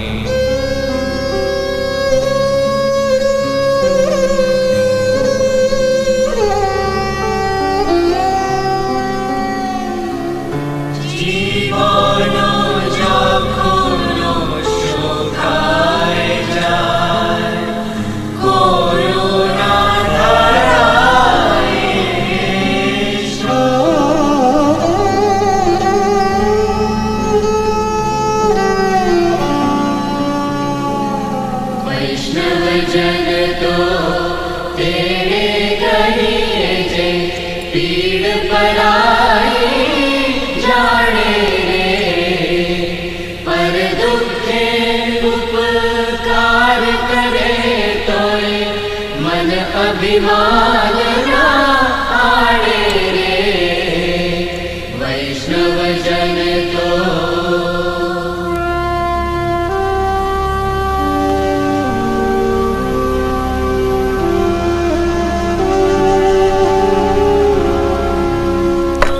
Dr. Ambedkar, once again you have caused a great furore. What can I say, Miss Epstein? It seems to be my lot. It would be no exaggeration to say that I am the most hated man in Hindu India today. I am represented as a traitor, cursed as a destroyer of Hinduism, branded as the greatest enemy of this country. But after the dust settles down and a review of my life is taken objectively by the future historians, perhaps they will acclaim my services to the nation. And if they don't? If they don't, I don't care. I know the depressed classes have implicit faith in my work. They'll hold me close to their hearts. Of that I'm certain. Dr. Ambedkar, I have called you here to lend your support to Subbarayan and Iyengar's temple entry bill.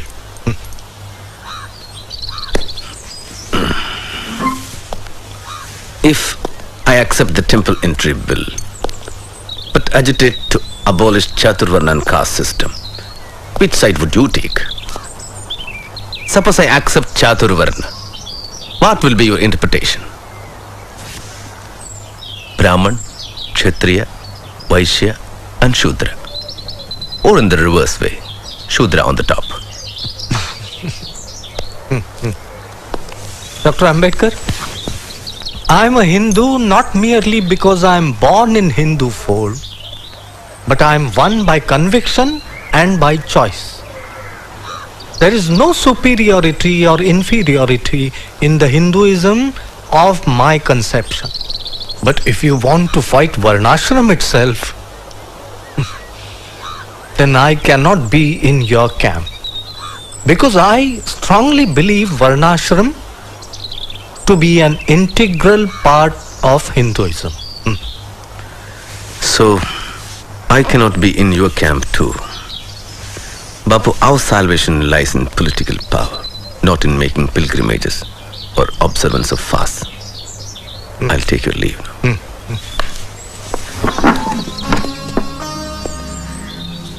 Shall I tell you something? Don't use the weapon of fast too often. Your life is so precious and the country needs you.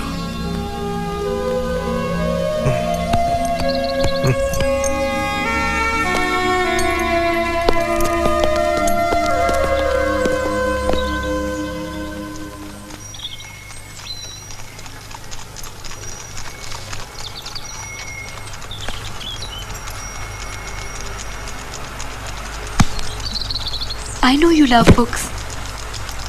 But this is madness. Sahib, you've built a house only for your books? Next week, I sail again to London for the Joint Parliamentary Committee.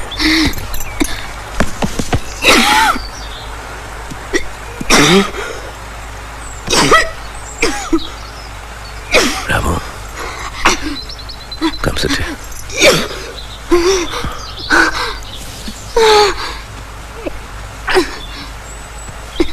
I have a wish, Sahib. Yes, Ramu. Next time I will take you to America for medical treatment. No, It is better. not America or England. Pandharpur. I want to bow before Lord Vithoba of Pandharpur. Won't you fulfill this small wish? Lord Vithoba is not happy with low-caste people like us. He does not show his face to us. Why go to a god who does not bless us? You fought for the temple entry at Nashik? Yes, but that was to assert our right, not for darshan of the god. If they call us Hindus, we must have a right to their gods too. I'll be happy with the darshan from a distance, like untouchables too. No, Rama, no. Try to understand, Rama. A God that discriminates is not God. It's just a stone. How God lives in our hearts. Let's not demean ourselves by seeking mercy from a God that does not care for us. We shall create our own Pandapurs.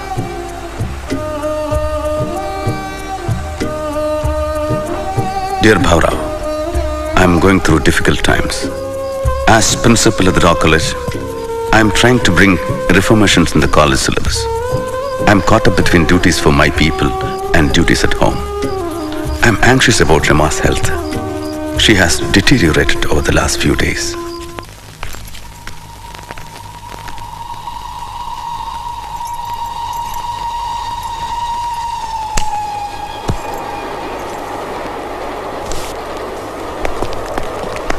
I tried my best. Take this. You'll get well. No. Get well. I'll take you to the best of doctors. It's no use. I'll make you happy. I'm happy. I'll die happy. I'm not afraid of death.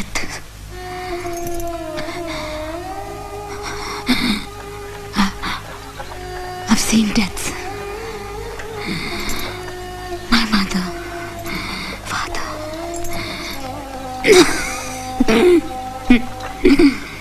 Your parents. Hans. Your brother. Our 4 children. Ramesh. Gangadhar. Hindu. Rajratna. I've seen them die. Sahib. Is it raining?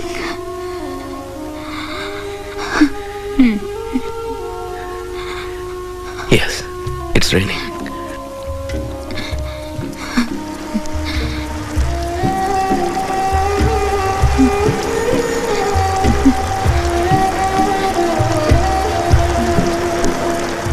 Don't exhaust yourself. I need you. You don't know how lonely I am.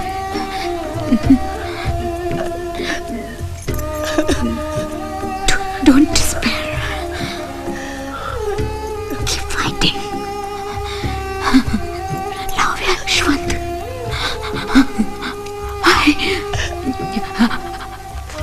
Mother. Rama.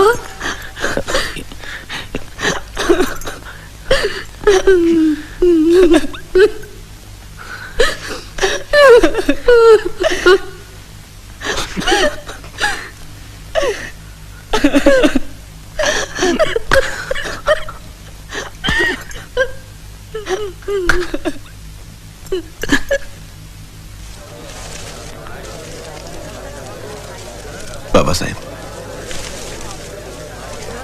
thousands of people are waiting. So, shall we?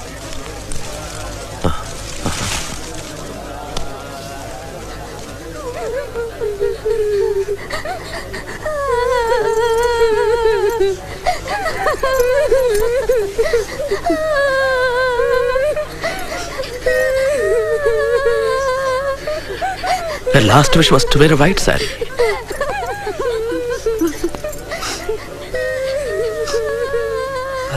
It's customary to clothe in a green saree.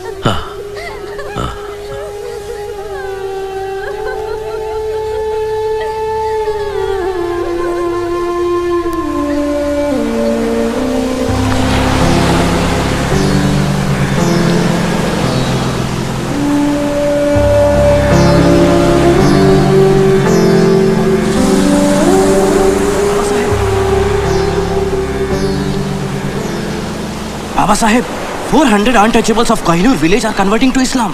Ask them to wait. I'm going to make an important announcement at the Yavla conference.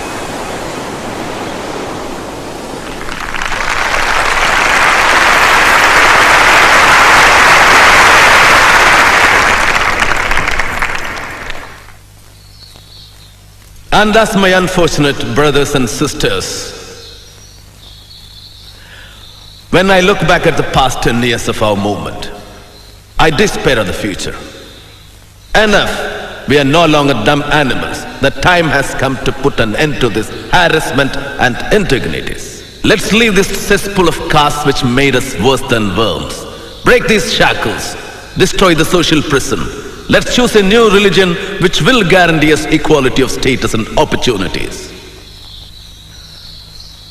Unfortunately, I was born a Hindu untouchable. It was beyond my power to prevent that. But it is within my power to refuse to live under these humiliating conditions.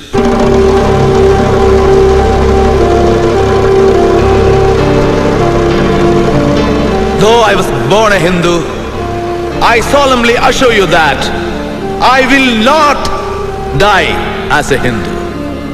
Dr. Babasaheb Ambedkaransa! Dr. Babasaheb Ambedkaransa! Dr. Babasaheb Ambedkaransa!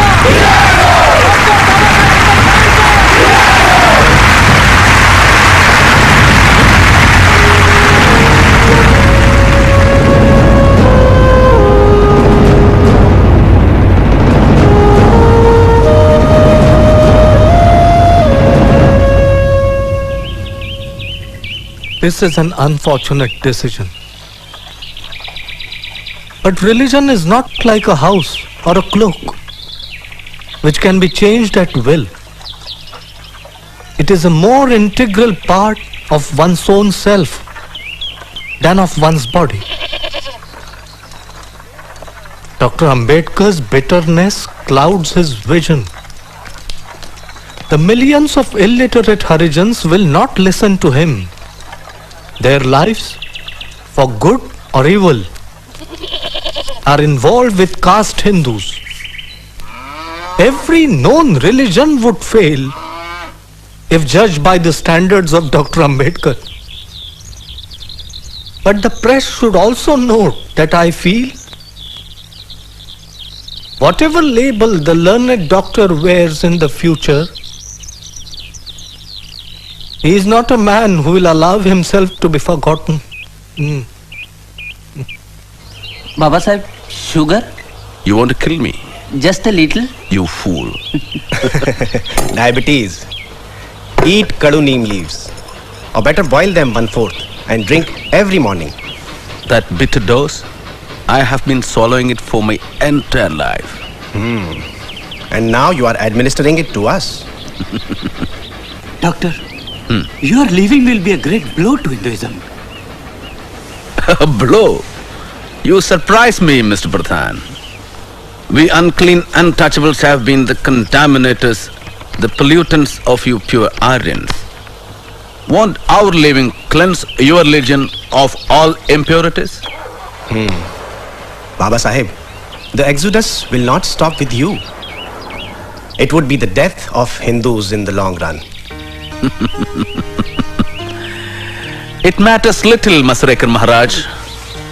The history of Hindustan will continue. Not if the Hindus become a minority in our own land. Then let the caste Hindus take a pledge that they will get rid of the evil of untouchability in a prescribed period. Is that so easy? Look at the magnitude of the problem. It would require time. Well, I can wait for 5 years for a change in Hindu hearts. But what guarantee? How am I to be sure? Yes, I know that you will show your good intentions. Make him Maharaj Shankaracharya for 1 year.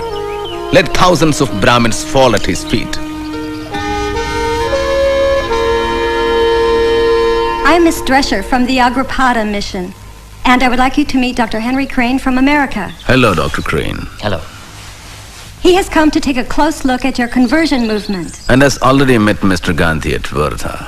Yes, Dr. Ambedkar. I've met many people in that connection.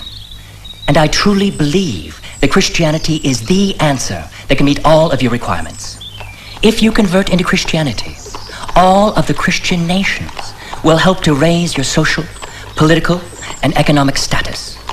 And I think this won't be objectionable to any of your fellow Indians. Dr. Ambedkar, as the Bible says, the poor shall inherit the earth. Which Bible do you normally refer to, Miss Drescher? The Holy Bible, of course. That's true, but which edition? Modern version, King James's version, or which dates back to the Elizabethan era? Miss Drescher, have you ever gone through the commentaries on the Bible by Cook?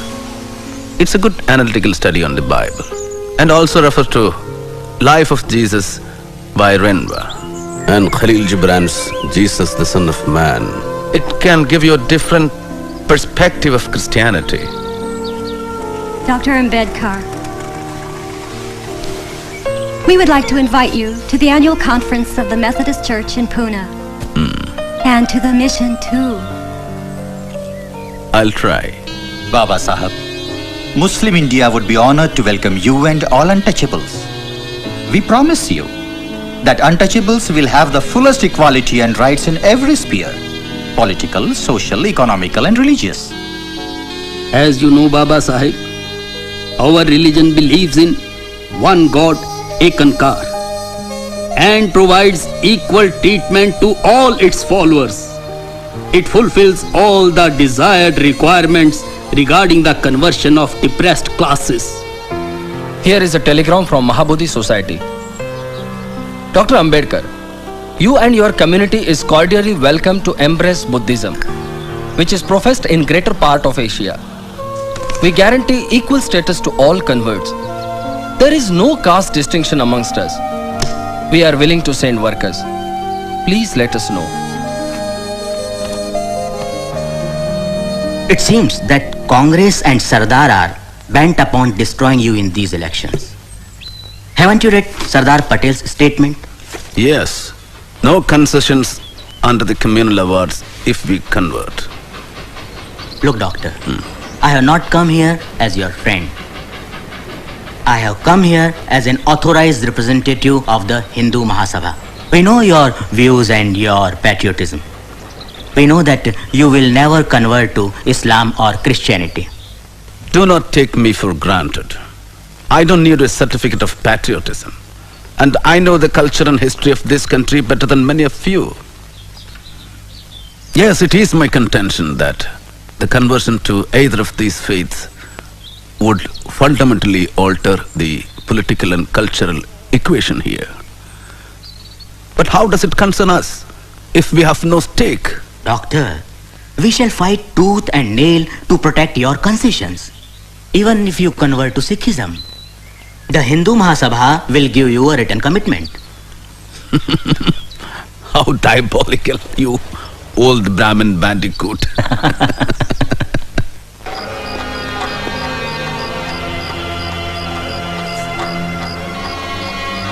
Dear Bhaura, did you notice Dr. Munji's anxiety over my decision to change religion? Some people asked me what advantage would you gain by changing it. My answer to them is, just as Swaraj is necessary for India, so is change of religion necessary for the untouchables. The underlying motive in both is the desire for freedom. The Congress committee has reiterated Mahatma Gandhi's principle of non-violence while giving Britain support in the war efforts, but only on the condition of an assurance of complete freedom for India.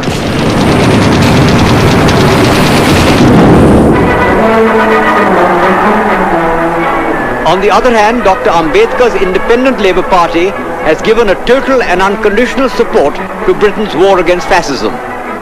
I believe that Nazism is a menace to the future of all mankind. This is a war between dictatorship and democracy. A dictatorship based not on any moral order, but on racial arrogance. The Congress doesn't seem to understand this. Do they want to exchange the British for the Nazis?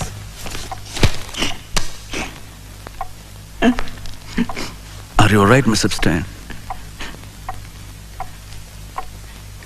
As you probably know, I am Jewish, originally from Germany. My family is still there. They have been reported missing. They may be in hiding.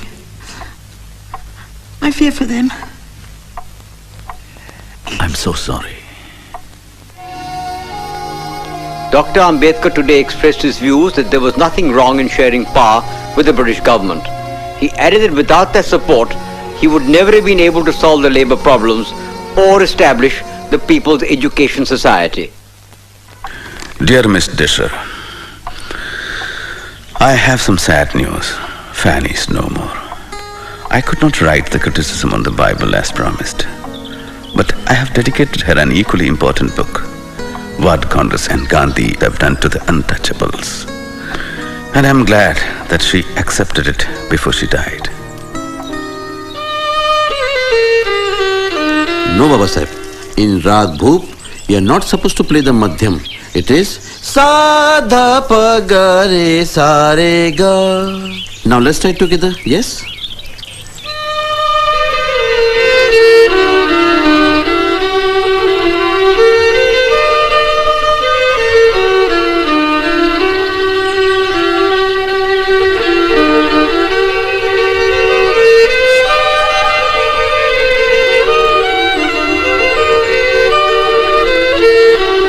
Mr. President, sir, this Constituent Assembly declares its firm and solemn resolve to proclaim India as an independent, sovereign republic and to draw up for her future governance a constitution wherein the territories will be governed by the country.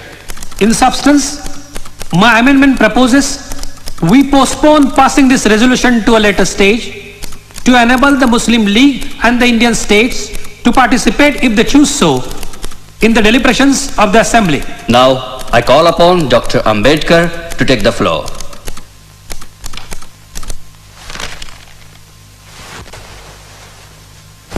Mr. Chairman, I am indeed very grateful to you for having called me to speak on this resolution. I know today we are divided politically, socially and economically. We are a group of warring camps, and I may even go to the extent of confessing that I am probably one of the leaders of such a camp. But sir, with all this, I am quite convinced that nothing in the world will prevent this country from becoming one. I have no hesitation in saying that, notwithstanding the agitation of the Muslim League for the partition of India, someday enough light will dawn upon them, and they too will begin to think that a united India is better even for them.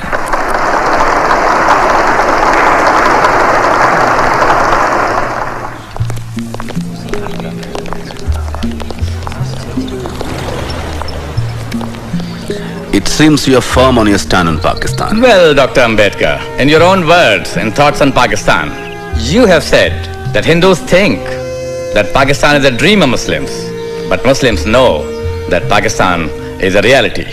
No, Mr. Jinnah. I'm against your two-nation theory. We should fight for the rights of the minorities staying on in this country. Well, that stage seems to have gone. Now Pakistan is going to be a reality.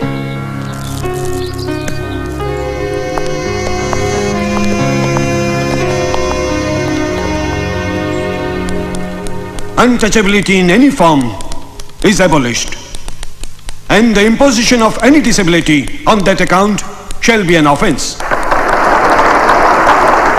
Mahatma Gandhi की जय, महात्मा गांधी की जय, महात्मा गांधी की जय, महात्मा गांधी की जय, महात्मा गांधी की जय।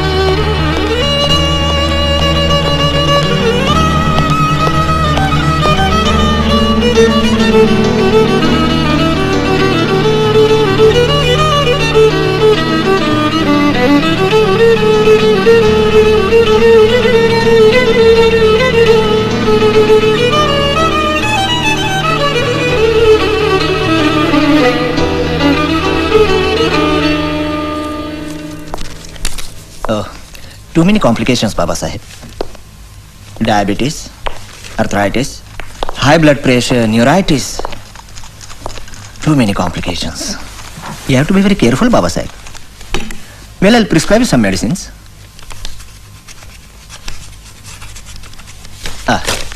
Meet my colleague, Dr. Sharda Kabir. She'll explain you about the diet and other things. Doctor, excuse me. I have to see some patients. I'll be back again.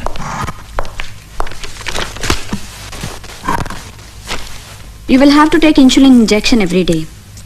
Besides that, diet and exercise is a must. How is it possible? But you must do it if you want to live longer. Your people, this country, they need you. If you want, I can come to your home and explain this to your wife. I lost my wife 12 years ago, young lady. Oh, I'm sorry. But there must be somebody at home to look after you. No, I have no one. It is fortuitous that Mr. Jaikar has resigned from the Constituent Assembly. The Bombay Legislative Congress Party would like you to fill his seat. Is this agreeable to you? After 2 decades of poisoning the atmosphere against me, the Congress is sending me to the Constituent Assembly. Will your partymen allow me to work in peace?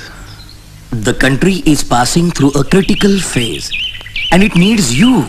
All people, irrespective of political parties, must contribute in building a new India. Mr. Patil, have you consulted Mr. Gandhi? Yes. Bapu has no objection. Jawahar approves of it. And Rajendra Prasad is keen to get you there. How reassuring to know that. Now you realize that it is possible to be a nationalist without being a congressman. Aren't you happy with the list of ministers, Bapu? Namaste ji. Namaste. Who will be in charge of law, Jawahar? And framing of the constitution? For the constitution, we are consulting experts all over the world. All over the world? I think a sufferer should write the constitution of free India. How about Dr. Ambedkar, Jawahar?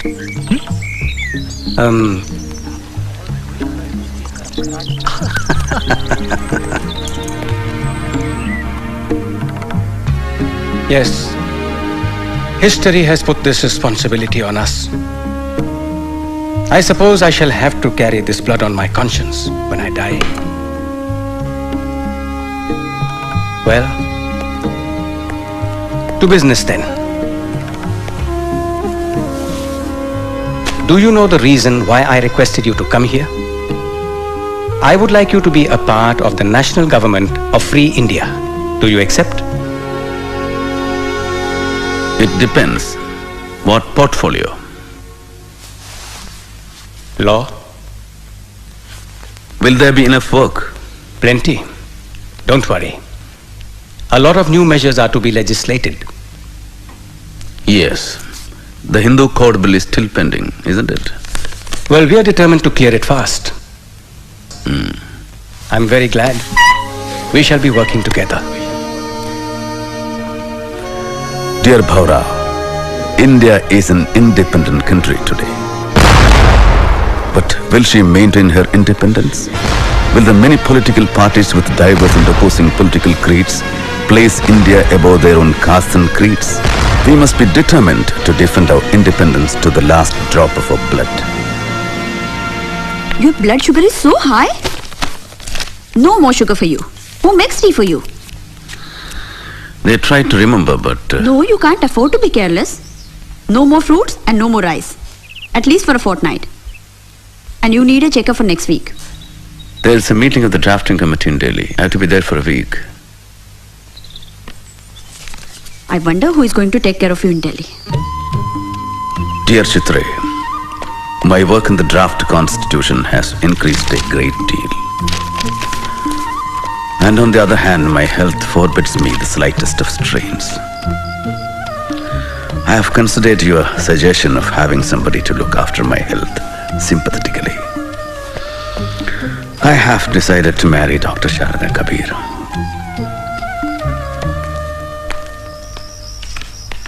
Baba Sahab. Bapuji was shot dead while he was going for the prayers.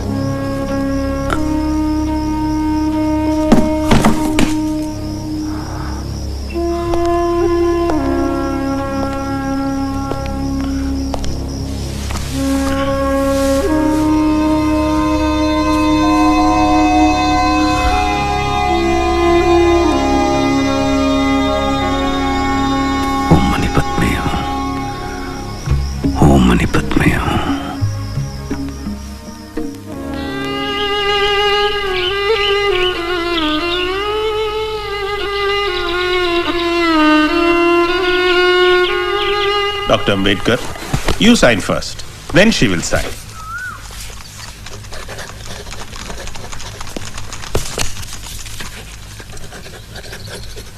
Now I proclaim you as man and wife.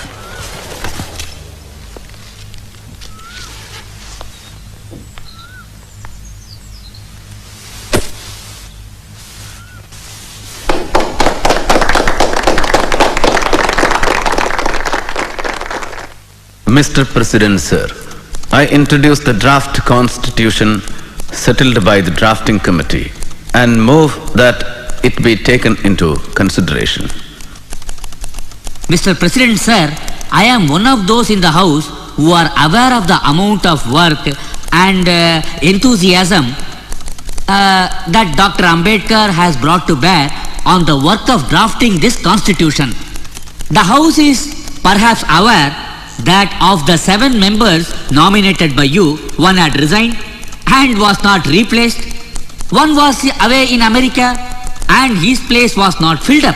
And another person was engaged in his state affairs, and there was a void to that extent. 1 or 2 people were far away from Delhi, and perhaps reasons of health did not permit them to attend. So it happened ultimately that the burden of drafting this constitution fell on Dr. Ambedkar, and I have no doubt we are grateful to him.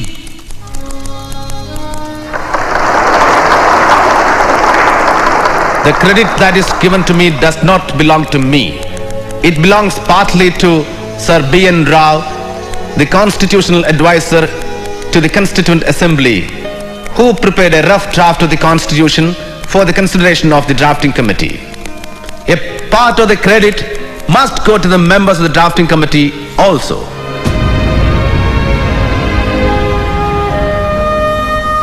I shall not enter into the merits of the constitution because I feel, however good a constitution may be, it is sure to turn out bad because those who are called to work it happen to be a bad lot.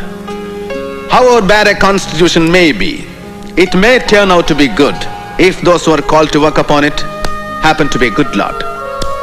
It is therefore futile to pass any judgment upon the constitution without reference to the part which the people and their parties are likely to play. Thank you.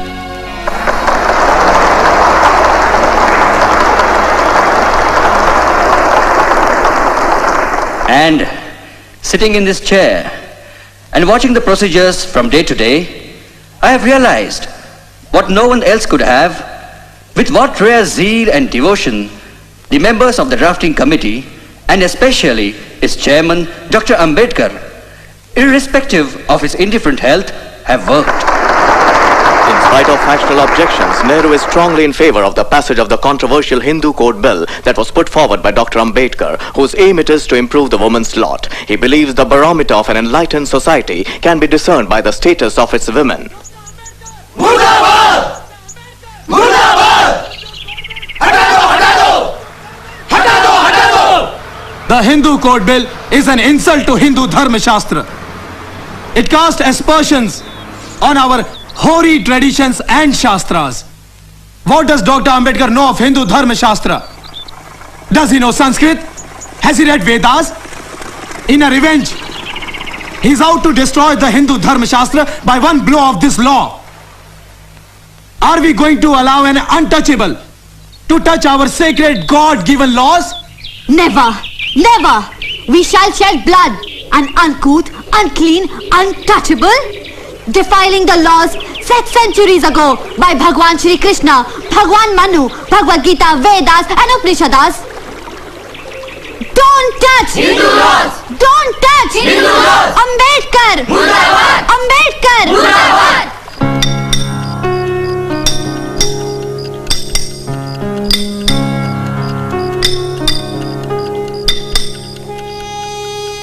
Dear Bhaurao, there is so much opposition to the Hindu Code Bill from all quarters.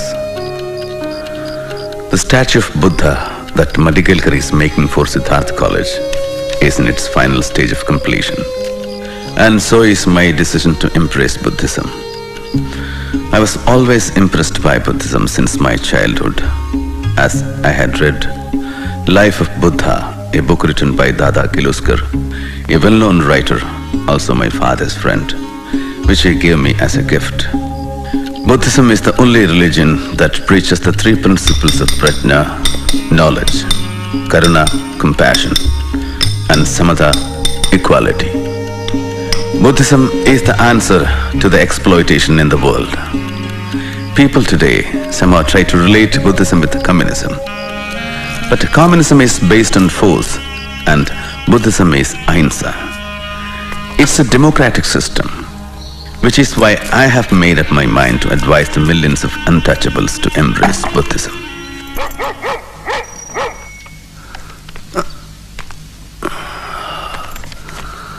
Baba Sahib, from the Prime Minister's office.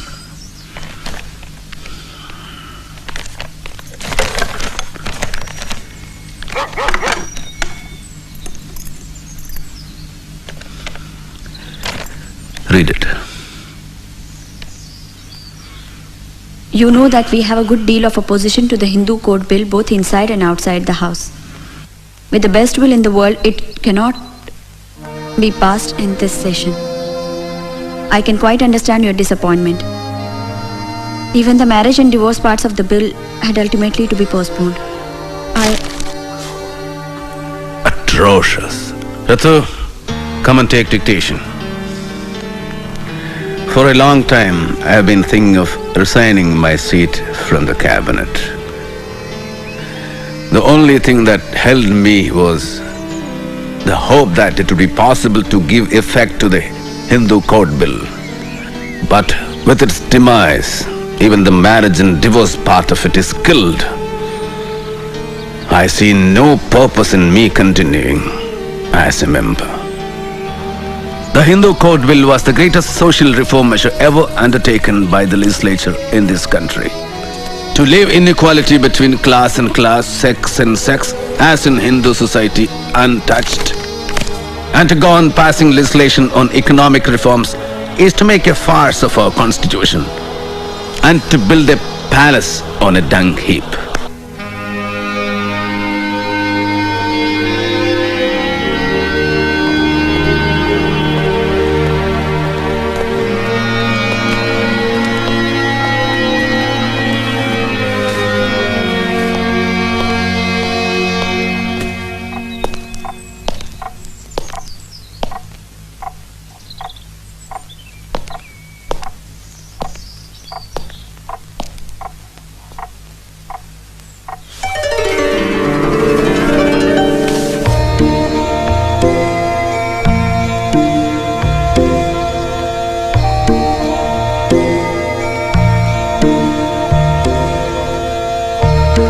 Dear Vaman Rao Godbole, I am confident that one day, to protect humanity, not only India, but the whole world will accept Buddhism. So the day of Diksha will be 14th of October 1956 at Nagpur. Yes, I had promised Gandhiji that when the time comes, I would choose the least harmful way for the country. And this is the greatest benefit I am conferring on the country by embracing Buddhism. For Buddhism is part and parcel of Indian culture. But won't you lose reservations and benefits meant for untouchables? Are Brahmins prepared to become untouchables in return for these reservations? Why are you quitting Hinduism? Why don't you ask your fathers and forefathers that question? Our efforts are to gain basic human rights and regain our self-respect. But why Buddhism? Because Buddha's religion is based on morality and ethics and has no caste. Because the social gospel of Hinduism is inequality, whereas Buddhism is all for equality. Because Buddha's teachings are modern, rational, and ever contemporary, there is no dogma. He makes you think and live by reason. Except Buddha, All founders of religions claimed for themselves the role of savior. Buddha was satisfied with being simply a guide.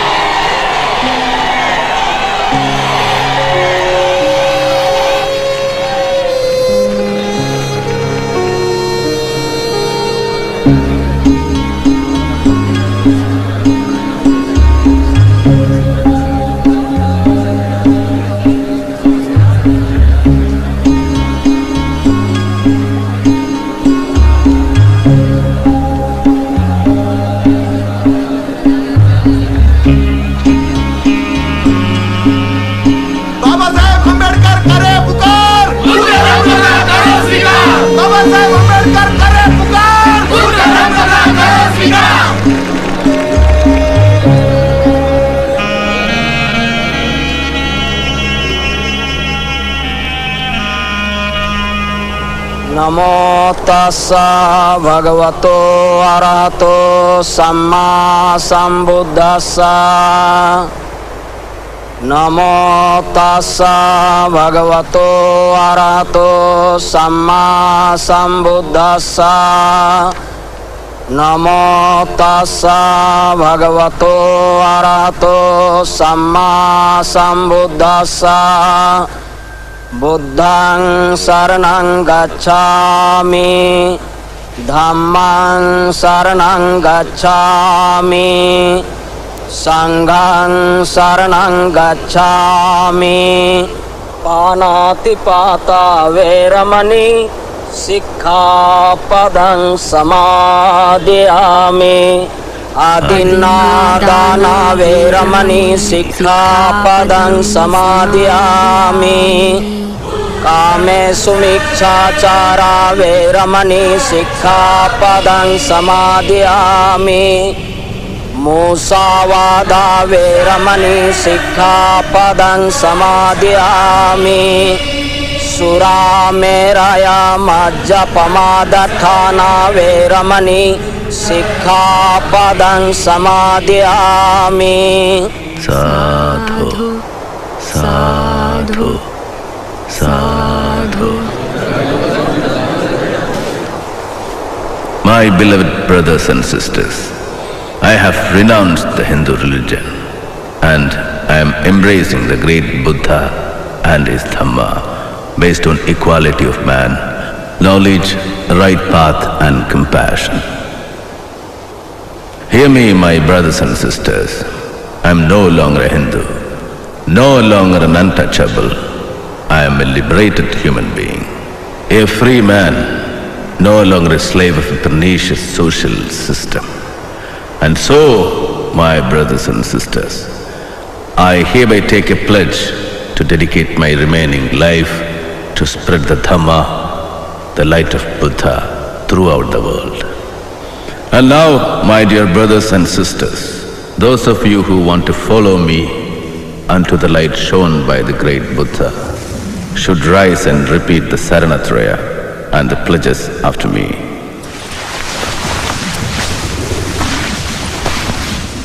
I will follow the 10 precepts laid down by Lord Buddha.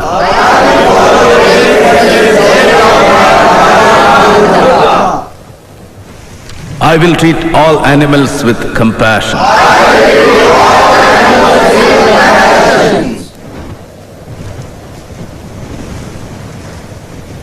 I will consider all men as equal human beings.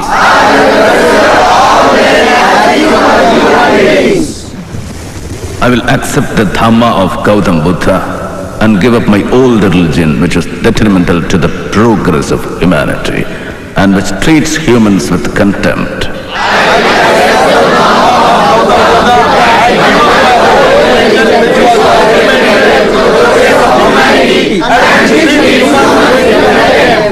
With this, I am being born anew. I shall no more pray to Hindu gods, nor shall I follow the Hindu rituals.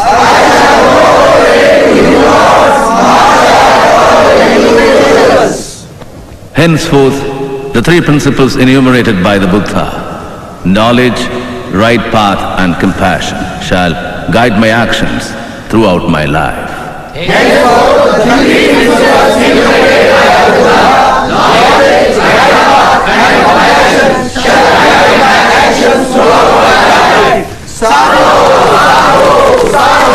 Buddham saranam gacchami, dhammam saranam gacchami, sangham saranam gacchami.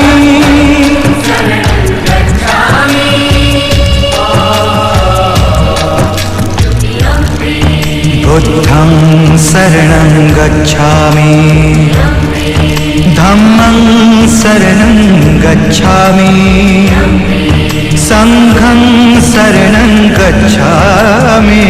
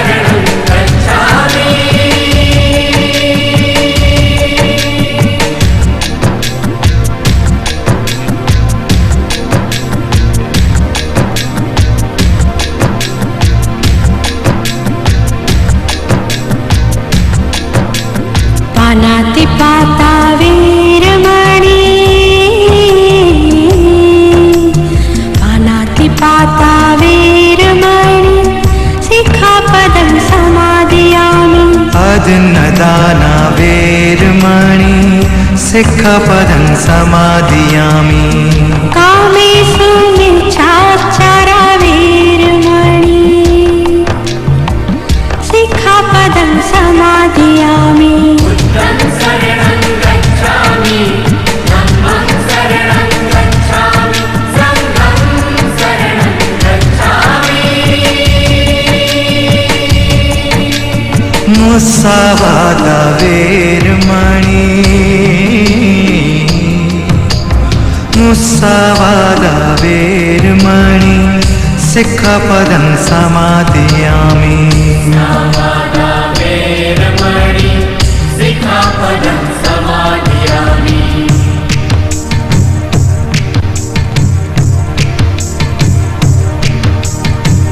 Sura mera yamaja.